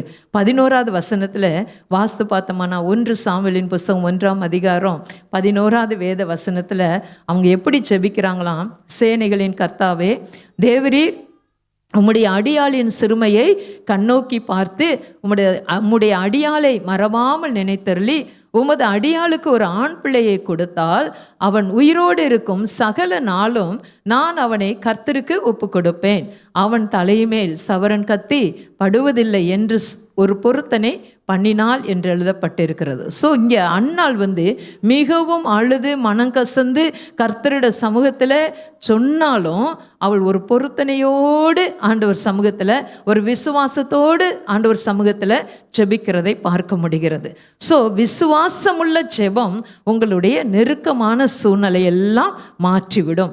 அதிலும் பொருத்தனையோடு விசுவாசத்தில் நீங்கள் ஜெபிப்பீர்களே என்றால், அந்த பொருத்தனையின் ஜெபத்தை கேட்டு, விசுவாசத்தின் ஜெபத்தை கேட்டு ஆண்டவர் நிச்சயமாய் உங்கள் நெருக்கமான சூழ்நிலையெல்லாம் மாற்றி விடுவார். இந்த அன்னாலும் அப்படி ஜெபித்தார்கள். அந்த ஒரு பொருத்தனையோடு, இந்த மாதிரி நீங்கள் ஒரு ஆண் பிள்ளையை கொடுக்கணும், அதை உயிரோடு இருக்க நாளளவு அவன் மேலே சவரன் கத்தி படுவதில்லை, அந்த பிள்ளையை நான் உமக்கென்று பொருத்தனை பண்ணுறேன்னு சொல்லி குறிப்பறிந்து ஒரு ஆண் பிள்ளையை கேட்குறாங்க.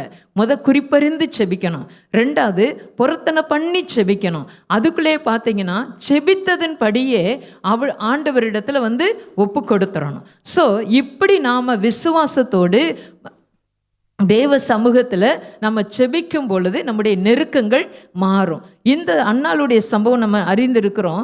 இவளுடைய காரியங்கள் தேவ சமூகத்தில் சொல்லிவிட்டு திரும்ப அவங்க வீட்டுக்கு போகிறாங்க. அதற்கு பின்பதாக அன்னாளுடைய முகம் துக்க முகமாக இருந்ததில்லை என்று வேதத்திலே பார்க்கிறோம். அதற்கு பிறகு கர்த்தர் அவளை கடாட்சித்தார்.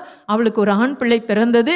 அந்த பிள்ளையை எடுத்து கொண்டு வந்து மறுபடியும் தேவ சமூகத்தில் என்ன சொல்லி பொருத்தனை பண்ணினாங்களோ அந்த பொருத்தனையின் படியே கரெக்டாக அந்த நேரத்தில் ஆண்டவர் சமூகத்தில் வந்து ஸ்தோத்திரத்தோடு அந்த பிள்ளையை பொருத்தனை பண்ணின பிள்ளையை தேவ சமூகத்தில் விட்டு விட்டாங்க. ஸோ இன்றைக்கும் நம்ம பிள்ளைகளை கர்த்தருக்குன்னு கொடுக்குறதா இருந்தால் நீங்கள் அப்படி கொடுங்க. இல்லைனா உங்கள் நெருக்கம் மாறணும். நீங்கள் ஒரு பொருத்தனை பண்ணி ஜெபம் பண்ணுங்க. ஆண்டவரே, படிக்கிற பிள்ளைங்க நீங்கள் எப்படி ஒரு பொருத்தனை பண்ணுங்க. ஆண்டவரே, எனக்கு நல்ல ஞானம் கொடுத்தீங்கன்னா இந்த ஞானத்தினால நான் நல்ல எல்லா தேர்வும் எழுதி நல்ல மதிப்பெண்களை எடுத்தா உம்முடைய சமூகத்தில் வந்து நான் சாட்சி சொல்லுவேன் அப்படின்னு சொல்லி பொருத்தனையோடு பண்ணி நீங்கள் ஜெபம் பண்ணி தேர்வு எழுதி பாருங்கள். கர்த்தர் நிச்சயமாய் உங்களுக்கு நல்ல மதிப்பெண்களை தருவார். வேலையில் இருக்கிற பிள்ளைகளுக்கு ஆண்டவரே இந்த ப்ராஜெக்ட் ஒர்க்கில் இல்லை இந்த இயரில் என்னோட கூட ஒர்க் பண்ணுற எல்லாரை காட்டிலும் ஆண்டவரே என்னை ஒரு விசேஷமுள்ள மகனாக மகளாக நீங்கள் வைங்க, விசேஷப்படுத்தி காண்பீங்க. அப்படி என்ன நீங்கள் விசேஷப்படுத்தி காண்பித்தா நான் உமக்கு நன்றியுள்ள மகளாக இருப்பேன். எல்லாரிடத்துல உண்மை குறித்து நான் போய் சொல்லுவேன்னு சொல்லி வேலை செய்கிற பிள்ளைங்க நீங்கள் அப்படி ஒரு பொருத்தனை பண்ணி நீங்கள் கர்த்தரிடத்தில் ஜெபிச்சு பாருங்க.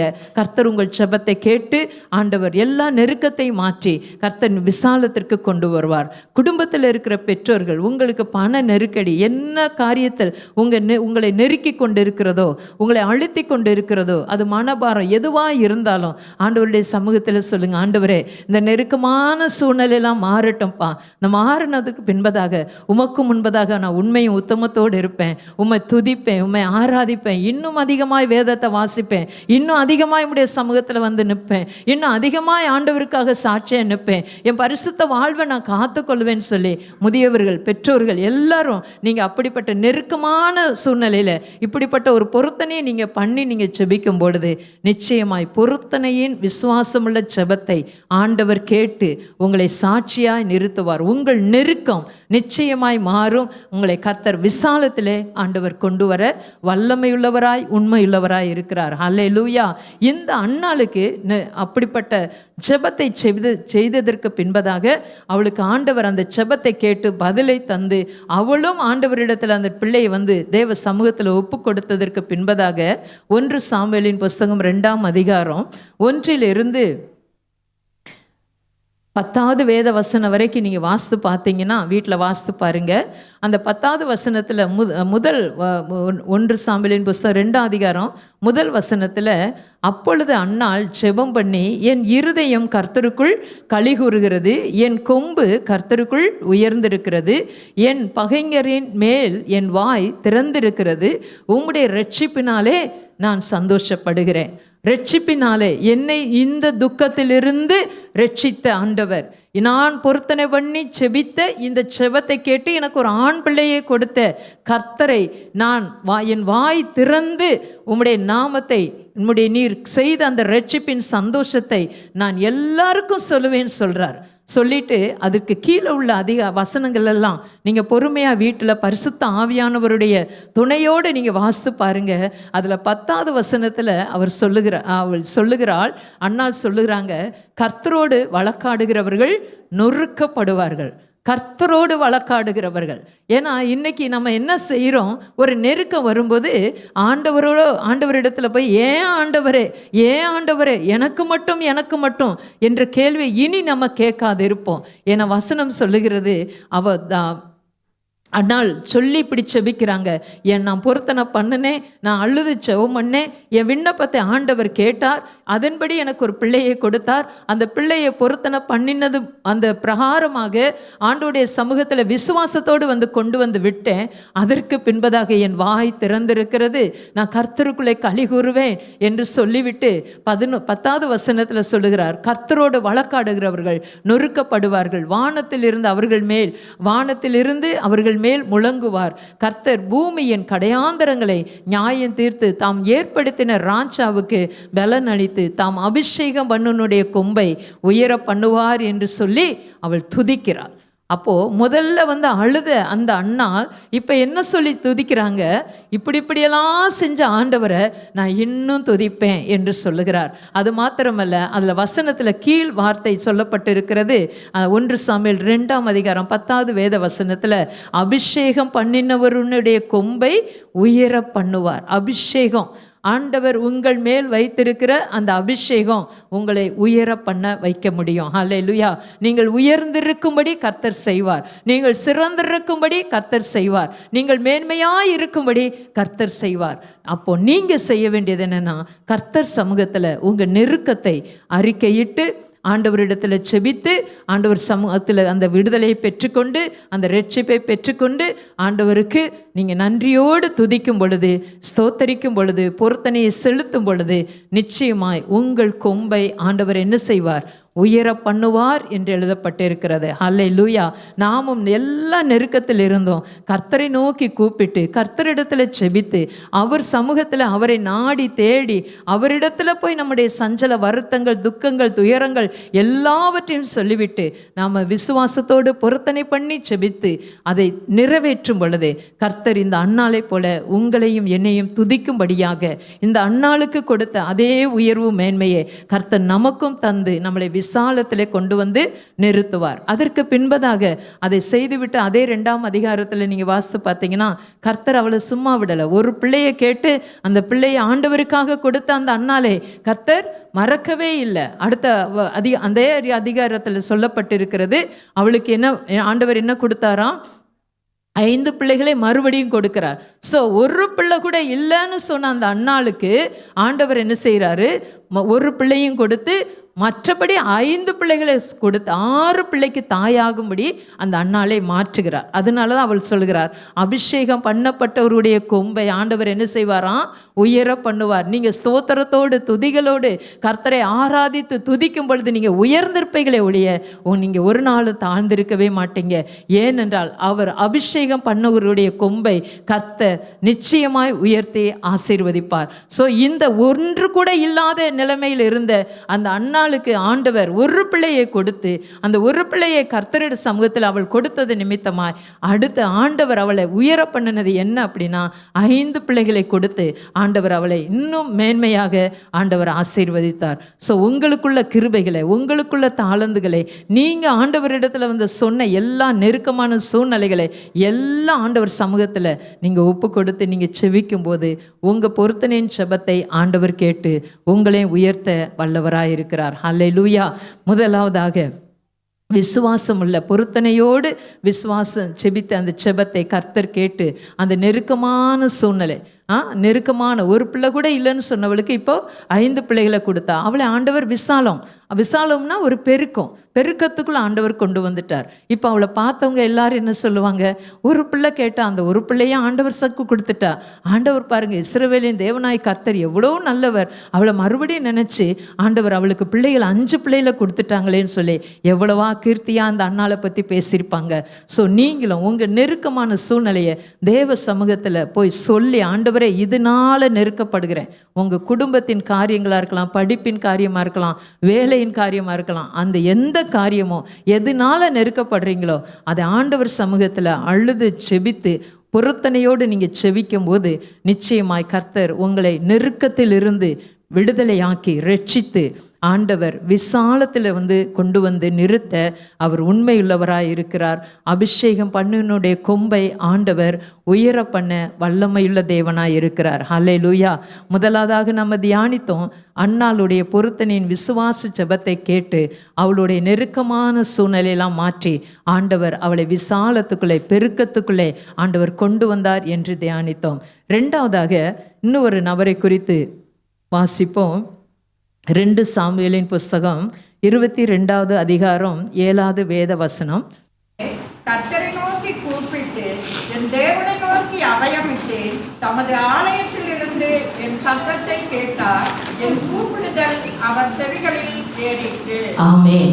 எனக்கு உண்டான நெருக்கத்திலே கர்த்தரை நோக்கி கூப்பிட்டு என் தேவனை நோக்கி அபயமிட்டேன். தமது ஆலயத்திலிருந்து என் சத்தத்தை கேட்டார். என் கூப்பிடுதல் அவர் செவிகளில் ஏறிற்று என்று எழுதப்பட்டிருக்கிறது. இங்கே தாவீது ஒரு ஜெபத்தை ஏறெடுக்கிறார். அந்த நெருக்கமான சூழ்நிலை, இந்த தாவீதுக்கும் ஒரு நெருக்கமான சூழ்நிலை வந்து விட்டது. இது சங்கீதம் 18 கூட இப்படிப்பட்ட ஒரு காரியம் அந்த வசனத்தில் எழுதப்பட்டிருக்கிறது, நெருக்கமான சூழ்நிலை. ஸோ இந்த ஒரு 2 சாமுவேல் 22:7 வசனமும் சங்கீதம் 18 ஒரே இது காரியத்தை குறிக்கிறது. ஸோ நீங்கள் படிக்கும்போது இப்படி கம்பேர் பண்ணி நீங்கள் படித்து பார்த்தீங்கன்னா உங்களுக்கு ரொம்ப ஆசீர்வாதமாக இருக்கும். ஸோ இந்த 22:7 எனக்கு நெருக்கம் உண்டான நேரத்தில் கர்த்தரை நோக்கி கூப்பிட்டு என் தேவனை நோக்கி அபயமிட்டேன், தமது ஆலயத்திலிருந்து சத்தத்தை கேட்டார், என் கூப்பிடுதலின் செவிகளில் ஏறிற்று என்று எழுதப்பட்டிருக்கிறது. ஸோ இந்த தாவீதினுடைய ஜெபத்தை ஆண்டவர் என்ன செஞ்சார்? கேட்டு மாற்றினார். ஸோ இந்த தாவீது எப்படின்னா, தாவீதை குறித்து நாம் அறிந்திருக்கிறோம், செம்மையானவர். அவர் கர்த்தருக்கு பயப்படுகிற ஒரு மனுஷன், கர்த்தருக்கு பிரியமுள்ள ஒரு மனுஷர். அப்படிப்பட்டவருடைய ஜெபத்தை ஆண்டவர் என்ன செய்கிறாராம்? கேட்கிறார். அவருடைய கூப்பிடின் சத்தத்தை ஆண்டவர் செவி கொடுத்து கேட்கிறார். அப்போது இந்த அதிகாரத்தில் இந்த தாவீதுக்கு ஒரு நெருக்கமான சூழ்நிலை இருக்கிறது. அந்த நெருக்கத்தின் சூழ்நிலையில் தேவனை நோக்கி ஜெபிக்கிறார் பாருங்க. அந்த ஜெபிக்கும் போது அந்த 2 சாமுவேல் 22:19 வசனத்தில் ஆண்டவரை பார்த்து சொல்லுகிறார், எனக்கு அந்த நெருக்கத்திலிருந்து விடுதலையை கொடுத்து என்னை ஆதரிக்கிறார் என்று சொல்லுகிறார். ஸோ நெருக்கப்படுகிற சூழ்நிலையில் நாம் என்ன செய்யணுமா? கர்த்தரை நோக்கி இந்த அன்னாளை குறித்து தியானிக்கும் போதும் அவள் ஒரு விசுவாசத்தோடு பொருத்தனை பண்ணி செபித்ததுனால அவளுடைய நெருக்கம் மாறி விசாலத்திற்கு ஆண்டவர் கொண்டு வந்தார். இப்போ தாவீதுடைய வாழ்க்கையிலும் ஒரு நெருக்கம் உண்டாகிறது. அந்த நெருக்கத்திலும் தாவீதும் என்ன செய்கிறாராம்? நெருக்கத்தில் இருக்கிற அந்த தாவீது கர்த்தரை நோக்கி அபயமிடுகிறார். கர்த்தரை நோக்கி அபயமிடும் பொழுது அந்த ஆலயத்திலிருந்து ஆண்டவர் அவனுடைய சத்தத்தை கேட்கிறார். கேட்டு அவனுக்கு ஆண்டவர் பதிலை தருகிறார் என்று தாவீது சொல்லுகிறார். அந்த 19வது வசனத்தில், என் ஆபத்து நாளிலே எனக்கு எதிரிட்டு வந்தார்கள், கர்த்தரோ எனக்கு ஆதரவாக இருந்தார். ஆபத்து நேரம், மனுஷனால் வருகிற நெருக்கம், சத்துருக்களினால் வருகிற நெருக்கம், அவனிடத்தில் நன்மை பெற்றவர்களினாலே வருகிற நெருக்கம், குடும்பத்தினாலே வருகிற நெருக்கங்கள், பெண் கொடுத்த மாமனாராகிய சவுல் அவர்னாலே வந்த நெருக்கம், இந்த எல்லா நெருக்கத்தில் இருந்தும் ஆண்டவரை நோக்கி தாவீது கூப்பிடுகிறார். என் ஆபத்து நாளிலே எனக்கு எதிரிட்டு வந்தார்கள், கர்த்தரோ எனக்கு ஆதரவாக இருந்தார். இப்படிப்பட்ட அந்த ஒரு நம்பிக்கை, அந்த விசுவாசம், அந்த அந்த ஆண்டவரை நோக்கி செபிக்கிற அந்த செபம் நமக்குள்ளேயும் வரணும். ஏன்னா அந்த தாவீது பாருங்க சொல்கிறார், எனக்கு ஆபத்து வந்தது, ஆனால் எனக்கு நேரிட்டது, ஆனால் ஆண்டவர் எனக்கு ஆதரவு தந்தார். இப்போது ஆண்டவரை சார்ந்து கொண்ட அந்த தாவீதை கர்த்தர் கைவிடவே இல்லை. ஒரு நாளும் எனக்கு அவங்க ஆதரவு தருவாங்க, இவங்க ஆதரவு தருவாங்க. மனுஷரை நம்ப வேண்டாம், மனுஷனை நம்பணும். நம்ம வாழ்வதற்கு மனுஷர்கள் தேவை, உதவிக்கு ஆள்கள் தேவை. ஆனால் அவங்க மேலே நம்ம முழுசாக நம்பிக்கை வைக்கக்கூடாது. எந்த மனுஷனையும் நம்ம நம்பணும், ஆனால் அவங்க மேலே முழுசாக நம்பிக்கை வைக்கக்கூடாது. ஏன்னா அவங்க மனுஷர்கள், மாம்சத்தில் இருக்கிறவர்கள், மனம் மாறிடுவாங்க. ஆனால் மாறாத தேவன் நம்மோடு கூட இருக்கிறார். ஹல்லேலூயா. அவர் நம்முடைய மனதை புரிந்து கொள்ளுகிறவர், நம் மனதை அறிந்திருக்கிற தேவன். அப்போது நமக்கு ஒரு நெருக்கம் உண்டாகும் பொழுது கர்த்தர் நம்மை ஆதரிப்பார், நிச்சயமாய் நம்மை ஆதரிப்பார். இந்த தாவீதுக்கு குடும்ப சூழ்நிலை எல்லாரும் அவனை நெருக்கிறாங்க. அப்போது கர்த்தரை சார்ந்து கொண்ட தாவீது சொல்லுகிறார், எனக்கு அவர் ஆதரவாக இருந்தார் என்று.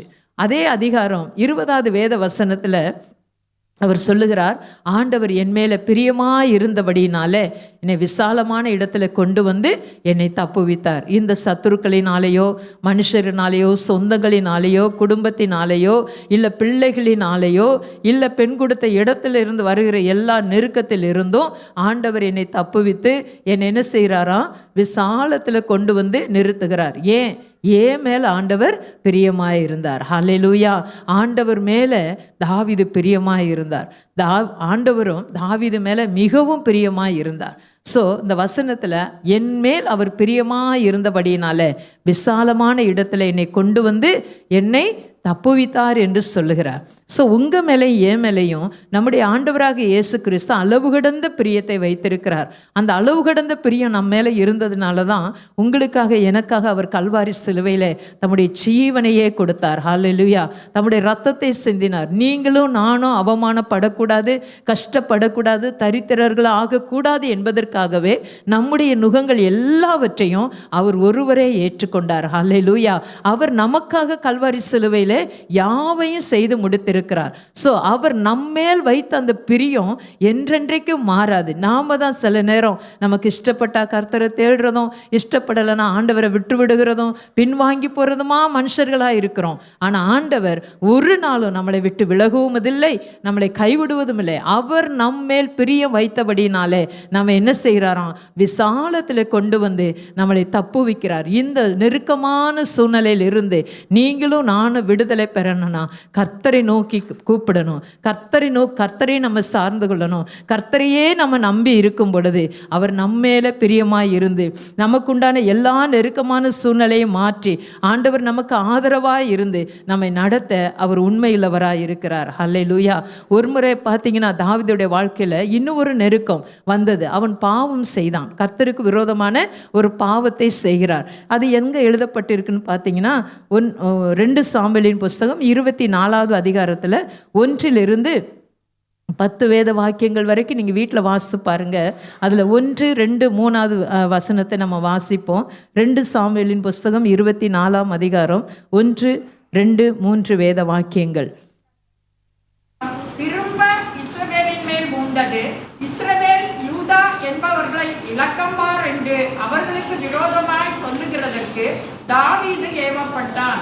அப்படியே ராஜா தன்னோடு இருக்கிற சேனாபதியாகிய யோபாவை பார்த்து, ஜனங்களின் இலக்கத்தை நான் அறியும்படிக்கு நீ தான் முதல் பெயர்சபா மட்டுமுள்ள இஸ்ரவேலரின் கோத்திரம் எங்கும் சுற்றி திரிந்து ஜனங்களை தொகையிடுங்கள் என்றான்.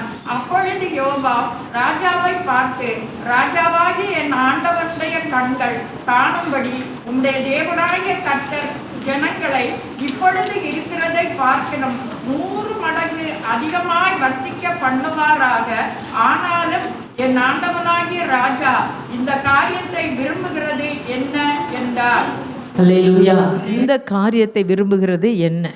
தாவீது ஒரு பாவம் இந்த காரியத்தில் செய்கிறார். ஆண்டவருக்கு விரோதமான ஒரு காரியம், ஆண்டவர் விரும்பாத ஒரு காரியத்தை செய்கிறார்.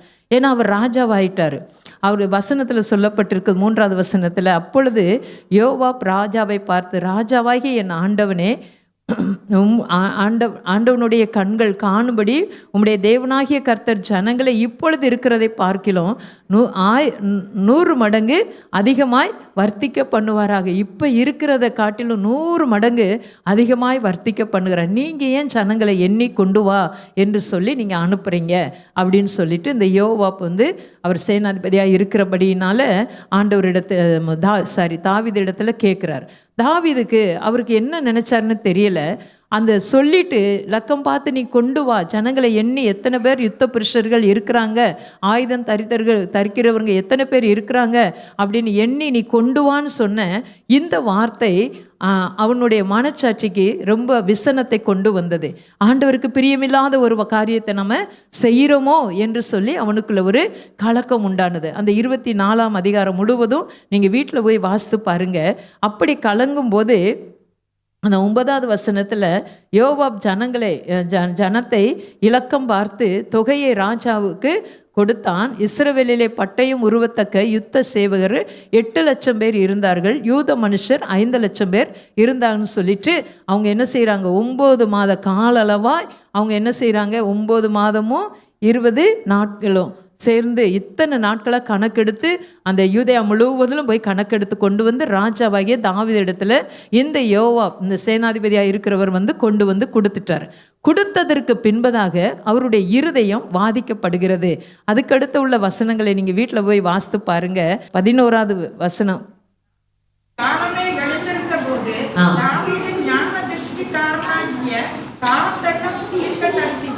கர்த்தருடைய வார்த்தை உண்டாகி சொன்னது, நீ தாவீதினிடத்தில் போய் 3 காரியங்களை உனக்கு முன்பாக வைக்கிறேன், அவைகளில் ஒரு காரியத்தை தெரிந்து கொள், அதை நான் உனக்கு செய்வேன் என்று கர்த்தர் உரைக்கிறார் வேண்டும். 10வது வசனத்துல நீங்க பார்த்தீங்கன்னா, இதனாலே நான் இப்படி செய்கிறதுனாலே நான் பாவம் செய்தேன், இப்பொழுதும் ஆண்டவரே உமது அடியானின் அக்கிரமத்தை நீக்கிவிடும், நான் மகா புத்தியினமாய் செய்தேன் என்று சொல்லுகிறார். நிறைய வேளையில் நம்ம மகா புத்தியினமான காரியங்களை நம்ம செஞ்சிடறோம். நம்ம இது தெரிஞ்சோம், இது ஆண்டவருக்கு பிரியமில்லாத காரியம்னு தெரிஞ்சிருந்தோம், நம்ம அதை செய்யும் பொழுது வேதம் அதை சொல்லுகிறது மகா புத்தியினமான காரியம் என்று சொல்லப்பட்டிருக்கிறது. இந்த தாவீது ராஜா எல்லா சூழ்நிலையிலும் ஆண்டவரை சார்ந்து கொண்டவர்.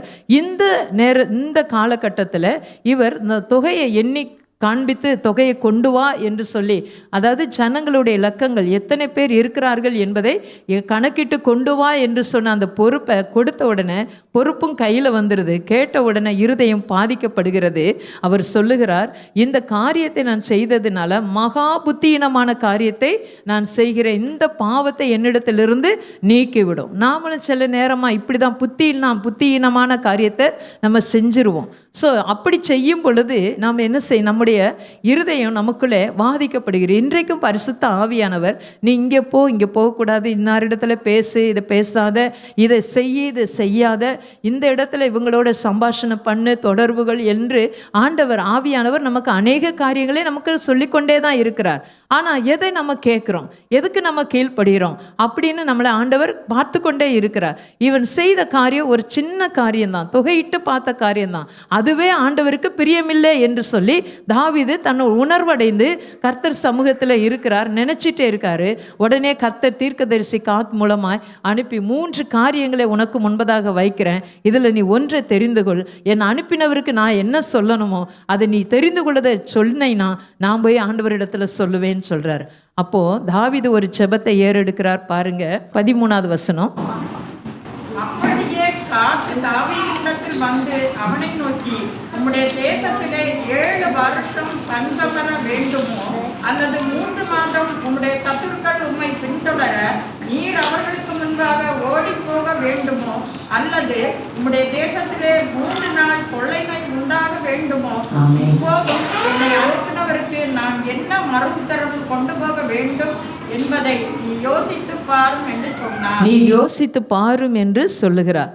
அப்போ அந்த தீர்க்கதரிசி தாவீதிடத்துல வந்து சொல்லுகிறார், 3 காரியத்தில் ஒன்று நீ தெரிந்து கொள்ளு, நான் என்னை அனுப்பினவருக்கு நான் போய் சொல்லணும். அதற்கு தாவீது என்ன சொல்றார்? 14வது வசனத்தில் வாசிக்கிறேன்.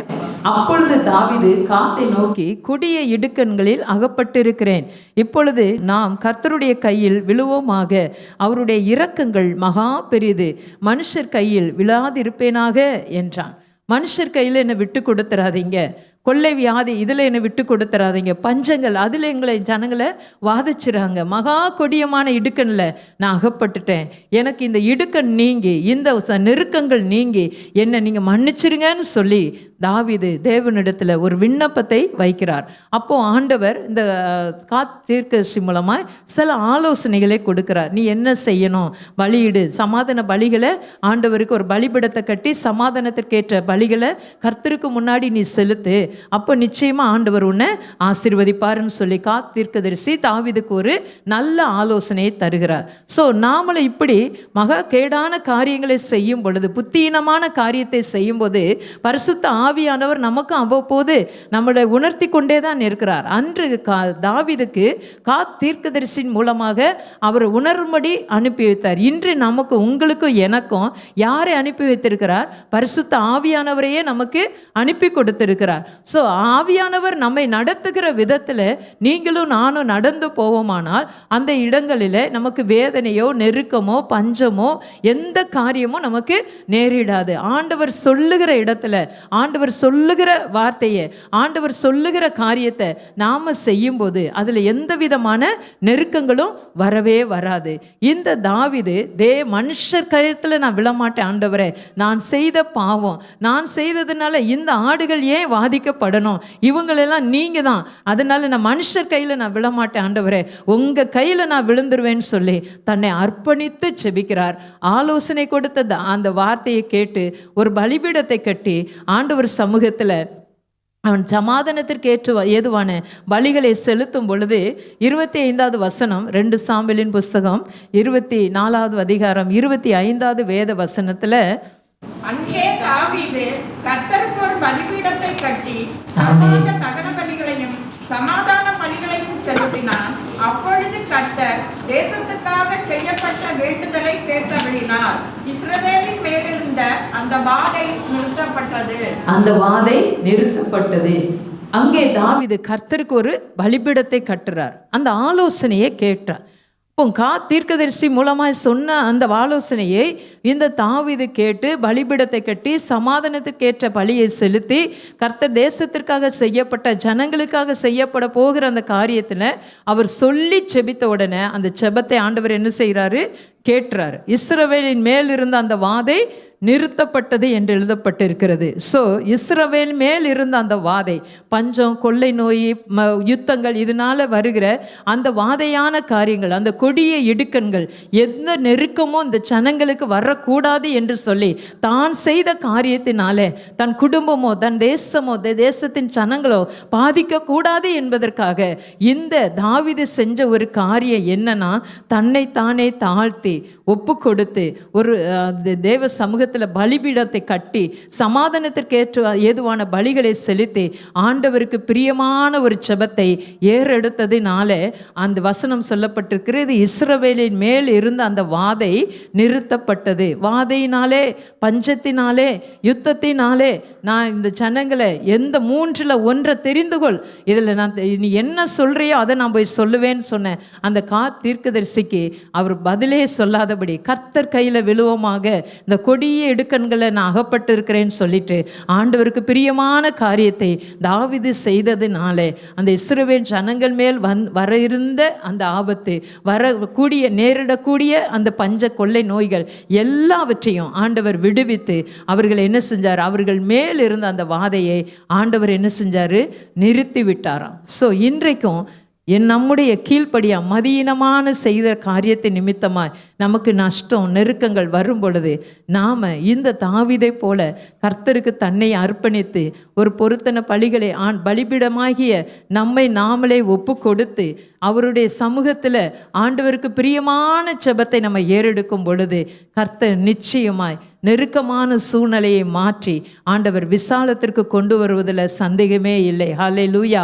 எப்படி இந்த தாவீது செபித்த செபத்தை கர்த்தர் கேட்டு இஸ்ரவேல் ஜனங்களின் மேல் இருந்த அந்த தேசத்தின் மேல் வரக்கூடிய அந்த ஆபத்தை, நெருக்கத்தை ஆண்டவர் மாற்றி அந்த வாதியை ஆண்டவர் நிறுத்தி போட்டாரோ, அதே போல இந்த நாளிலும் நீங்கள் ஏறெடுக்கிற அந்த தாழ்மையான செபத்தை ஆண்டவர் கேட்டு நிச்சயமாய் உங்கள் செபத்தின் மேன்மைகளை கர்த்தர் நீங்கள் பலி செலுத்தி ஆண்டவருக்கு நீங்கள் தேவ சமூகத்தில் ஜெபிக்கும் பொழுது ஆண்டவர் எல்லா சூழ்நிலையும் மாற்றி விடுவார். உங்கள் நெருக்கம் எதுவாக இருந்தாலும், இல்லை உங்கள் குடும்பத்தில் பிள்ளைகள் நிலை எதுவாக இருந்தாலும், இந்த எந்த காரியம் ஆண்டவர் இன்னைக்கு நம்மளோடு பேசுகிறார். 3 காரியத்தை தாவீது கிட்ட சொல்கிறார். இன்றைக்கு அதே 3 காரியம் நம்முடைய வாழ்க்கையில் இருக்கா? அந்த காரியத்திற்கு நம்ம உரியவர்களாக இருக்கிறோமா?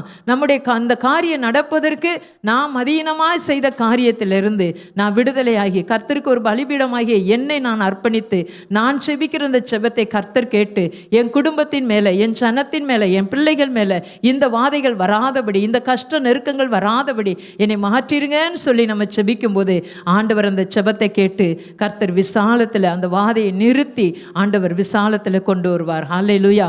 வாதை நிறுத்தப்படும் பொழுது அங்கே என்ன உண்டாகும்? சுகம் உண்டாகும், ஆரோக்கியம் உண்டாகும். இன்றைக்கும் நீங்கள் உங்கள் தேவ சமூகத்தில் உங்களை நீங்களே பலியாக செலுத்தி ஆண்டவர்கிட்ட சமூகத்தில் தாழ்மையோடு நீங்கள் செபிக்கிற செபத்திற்கு ஆண்டவர் நிச்சயமான பதிலை தருவார். 3ஆவதாக கடைசியாக யோனாவின் புஸ்தகத்தை எடுத்துக்கொள்ளுவோம்.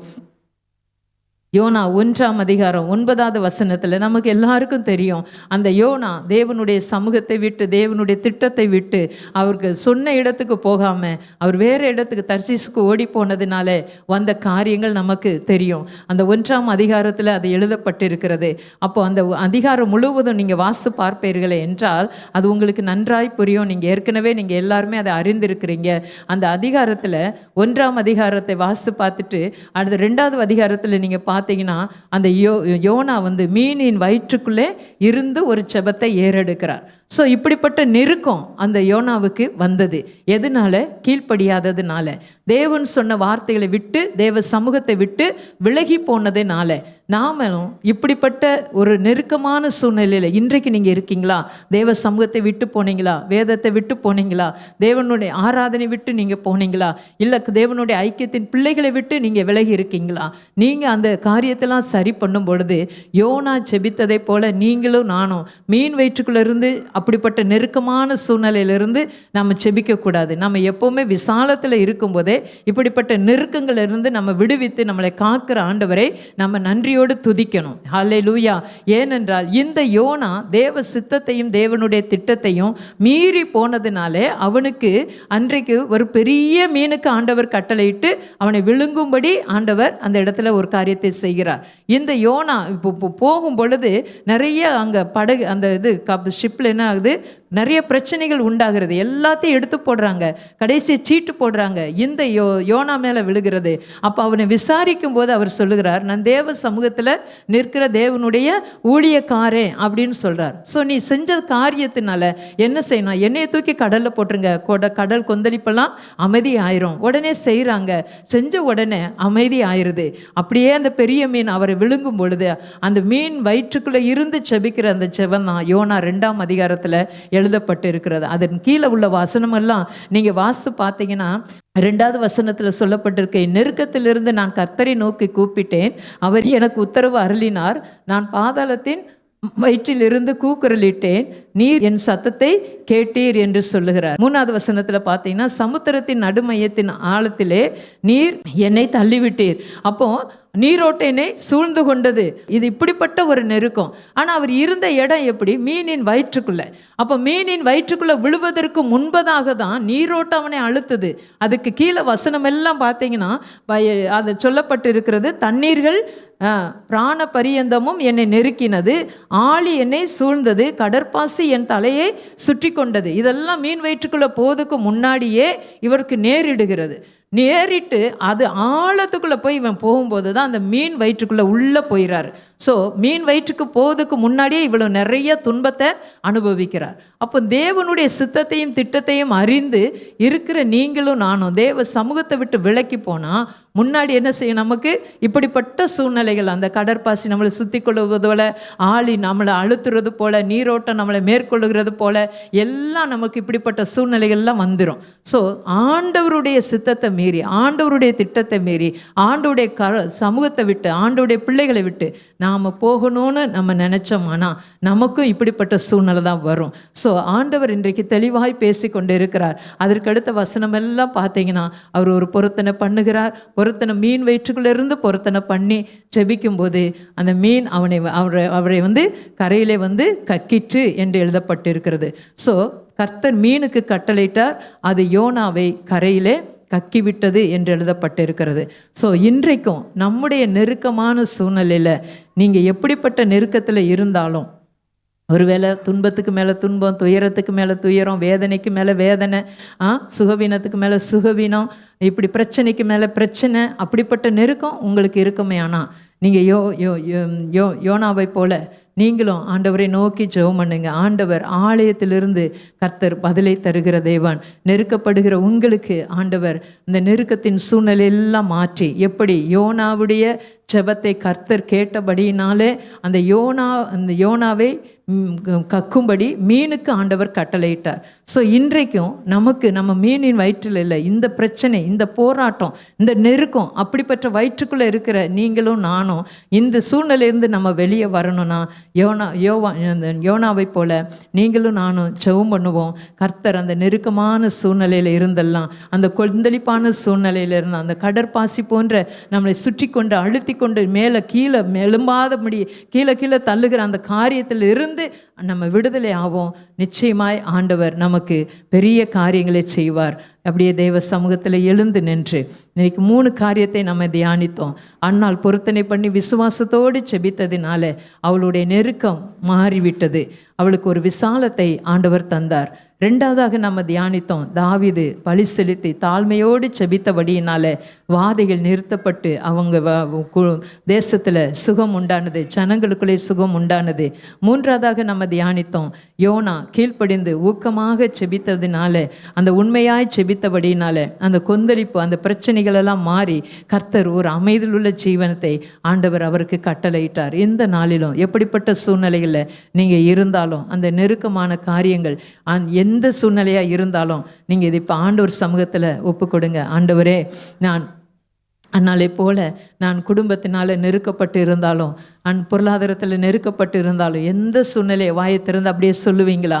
உங்கள் சூழ்நிலையை நீங்கள் தேவ சமூகத்தில் தேவனுக்கு நேராக சொல்லுங்கள். அது கர்த்தர் கேட்கட்டும். ஏன்னா உங்களுடைய நெருக்கத்தை நீங்கள் ஆண்டவருடைய சமூகத்தில் விண்ணப்பிக்கணும், அது சொல்லணும், அது அறிக்கையிடணும். ஆண்டவரே, இப்படிப்பட்ட சூழ்நிலை நறுக்கமான காரியத்தில் நான் அகப்பட்டு இருக்கிறப்பா, சிக்கிக்கொண்டு இருக்கிறப்பா, வெளியே வர முடியாதபடி இருக்கிறேன் அப்பா. இதிலிருந்து, இந்த பிரச்சனையிலிருந்து, இந்த வியாதியிலிருந்து, இந்த கஷ்டத்திலிருந்து, இந்த போராட்டத்திலிருந்து எனக்கு ஒரு விடுதலையை தாங்கன்னு சொல்லி நீங்கள் ஒப்பு கொடுங்க.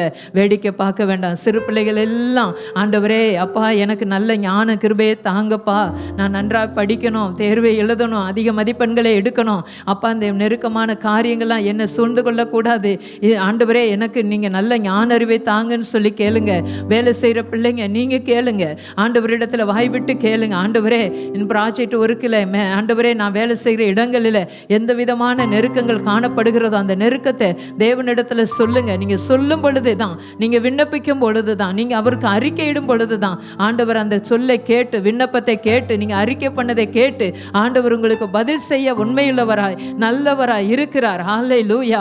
ஆண்டவரே, உம்முடைய பிள்ளைகள் சொல்லுகிற வார்த்தையை, அறிக்கை பண்ணுகிற வார்த்தையை நீர் கேட்டு இருக்கிறீரே அப்பா. இந்த வார்த்தைகளை எல்லாம் பரலோகத்தின் தேவன் நீர் கேட்ட ஆலயத்திலிருந்து நீங்கள் இந்த பிள்ளைகளுக்கு உதவி செய்ய போவதற்காக உமக்கு ஸ்தோத்திரம் அப்பா. இல்லை என்ற நிலைமை யாருக்கெல்லாம் இருக்கிறதோ, ஞானம் இல்லை, எனக்கு அறிவு இல்லை, புத்தி இல்லை, இப்படிப்பட்ட சூழ்நிலையில் பிள்ளைகள் இருப்பார்கள் என்றால் அவர்களுக்கு நல்ல ஞான அறிவை, புத்தியை நீர் தந்து ஆண்டவரே, அவர்கள் எழுத போகிற எல்லா தேர்வும் நல்ல மதிப்பெண்களை எடுக்க பெற்றோரை மனமகிழ்ச்சியாய் வைக்கிற நீங்கள் ஆண்டவரே, நீங்கள் கிருபை தரும்படியாய் நாங்கள் செபிக்கிறோம். இந்த நெருக்கமான சூழ்நிலை எல்லாம் மாறட்டும், இல்லை என்ற சூழ்நிலை எல்லாம் மாறட்டும். பிள்ளைகள் விசுவாசத்தோடு செபிக்கிறாங்கப்பா.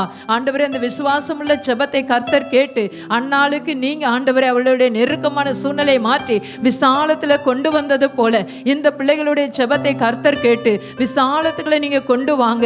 இந்த விசுவாசம் உள்ள செபம் இவர்களை ஆண்டவரை இந்த நாளில் ரட்சிக்கட்டும் என்று சொல்லி செபிக்கிறப்பா. ஆமேன். ஆண்டவரே, உம்முடைய கிருபையுள்ள கரம் ஒவ்வொருவர் மேலே இருக்கிறதற்காக ஸ்தோத்திரம். தாவீதுக்கு நெருக்கம் உண்டான நாளிலே கர்த்தரை நோக்கி கூப்பிடும் பொழுது ஆமேன், கர்த்தரிடத்திற்கு பலிபீட ஆண்டவரே பலிபீடத்தை செய்து ஆண்டவரே ஹல்லேலூயா சமாதான பலிகளை இடும் பொழுது, தன்னை தாழ்த்தி செபிக்கும் பொழுது கர்த்தாவே ஆமேன், வாதைகள் நிறுத்தப்பட்டது என்று வாசித்தோமே. அப்படியா இந்த நாளிலும் பிள்ளைகளுடைய இருதயத்தில் காணப்படுகிற கஷ்டங்கள், பிரச்சனைகள், போராட்டங்கள், வியாதியின் பலவீனங்கள், தீர்க்க முடியாத காரியங்கள், சொல்ல முடியாத காரியங்கள், இப்படிப்பட்ட நெருக்கத்தில் இருக்கிற ஒவ்வொருவரையும் கர்த்தர் இந்த நாளிலே விடுதலை ஆக்கும்படியா ஆண்டவரே சத்தத்தை கேட்டு, கர்த்தர் ஜெபத்தை கேட்டு நீங்க ஆண்டவரை பதில் தருவீராகப்பா. உம்முடைய கிருபையுள்ள கரம் இதை செய்ய போவதற்காக உமக்கு ஸ்தோத்திரம். தாவீதை போல ஆண்டவரே தன்னை ஆண்டவரே சமாதான பலியாக, ஸ்தோத்திர பலியாக ஆண்டவரே தன் ஆவி ஆத்மா சரீரத்தை இவர்கள் ஒப்பு கொடுக்கிற இந்த நேரத்தில் கர்த்தாவே, நீங்க ஆண்டவரே இவர்களுடைய ஜெபத்தை கேட்டு ஆண்டவரே, அன்று தாவீதுடைய ஜெபத்தை கேட்டு வாதை நிறுத்தப்பட்டு தேசம் அமைதலா இருந்தது போல, சுகம் உண்டானது போல உம்முடைய பிள்ளைகள் ஜெபத்தை கேட்டு இவர்களுக்கு ஒரு அமைதியை, ஒரு சுகத்தை, ஒரு பலனை, ஒரு தேவ கிருபையை, தேவனுடைய ஆசீர்வாதத்தை என் தேவனாய் கர்த்தர் நீருடைய வாழ்க்கையில நீங்க செய்ய போவதற்காக உமக்கு ஸ்தோத்திரம். பிள்ளைங்க கேளுங்க, கரங்களை உயர்த்தி கேளுங்க, கண்ணை மூடி கேளுங்க.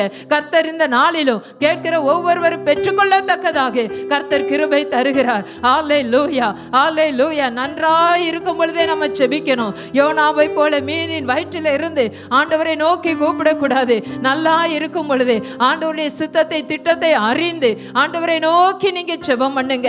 ஹல்லேலூயா. ஒருவேளை சித்தத்தையும் திட்டத்தை மீறி போயிட்டீங்களோ, வழி வழிவிலகி போயிட்டீங்களோ, பின்மாறி போயிட்டீங்களோ, வேதத்தை கேளாதபடி இருந்துட்டீங்களோ, வேத வசனத்தை வாசிக்காதபடி இருந்துட்டீங்களோ, இப்ப நீங்க அறிக்கை பண்ணுங்க, ஆண்டவரே உம்முடைய சமூகத்துல ஆண்டவரே என்னை நான் அர்ப்பணிக்கிறேன் என்று சொல்லி அந்த யோனாவை போல தாழ்மையோடு கீழ்ப்படிதலோடு ஆண்டவரே உங்களை ஒப்பு கொடுங்க.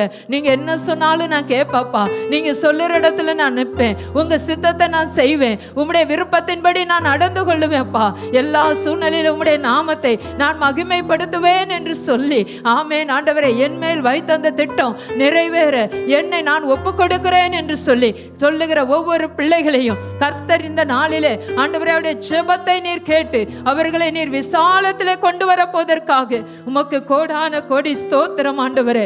அல்லேலூயா. விசுவாசத்தோடு ஜெபிக்கிற உம்முடைய பிள்ளைகளுடைய ஜெபத்தை கேட்டு எல்லா நெருக்கமான சூழ்நிலையும் மாறட்டும் ஆண்டவரே. ஆமென். ஆண்டவரே உம்முடைய வல்லமையுள்ள கரம் இதை செய்கிற தயவுக்காக அல்லேலூயா உமக்கு கோடான கோடி ஸ்தோத்திரம்.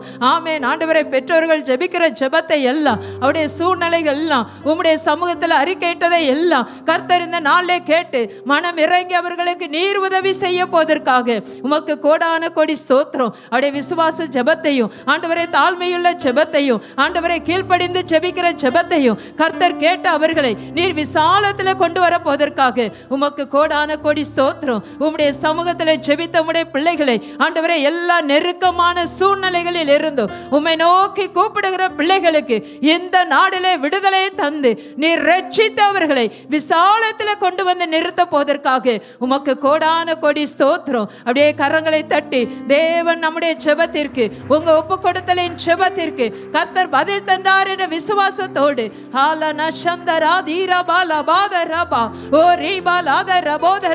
அந்த விசுவாசம் பெருகட்டும், தாழ்மை இவர்களுக்குள்ளே உண்டாகட்டும், கீழ்ப்படிதல் இவர்களுக்குள்ளே உண்டாகட்டும். தாழ்மையோடு விசுவாசத்தோடு ஆண்டவரே ஹல்லேலூயா கீழ்ப்படிதலோடு ஜெபிக்கிறவர் ஜெபத்தை கேட்டு கர்த்தர் விசாலத்திலே கொண்டு வந்து நீ நிறுத்த போவதற்காக உமக்கு கோடான கோடி ஸ்தோத்திரம். உடைய ஊழியக்காரி நம்முடைய பிள்ளைகளை நான் வாழ்த்தி ஆசீர்வதித்து ஜெபிக்கிறப்பா.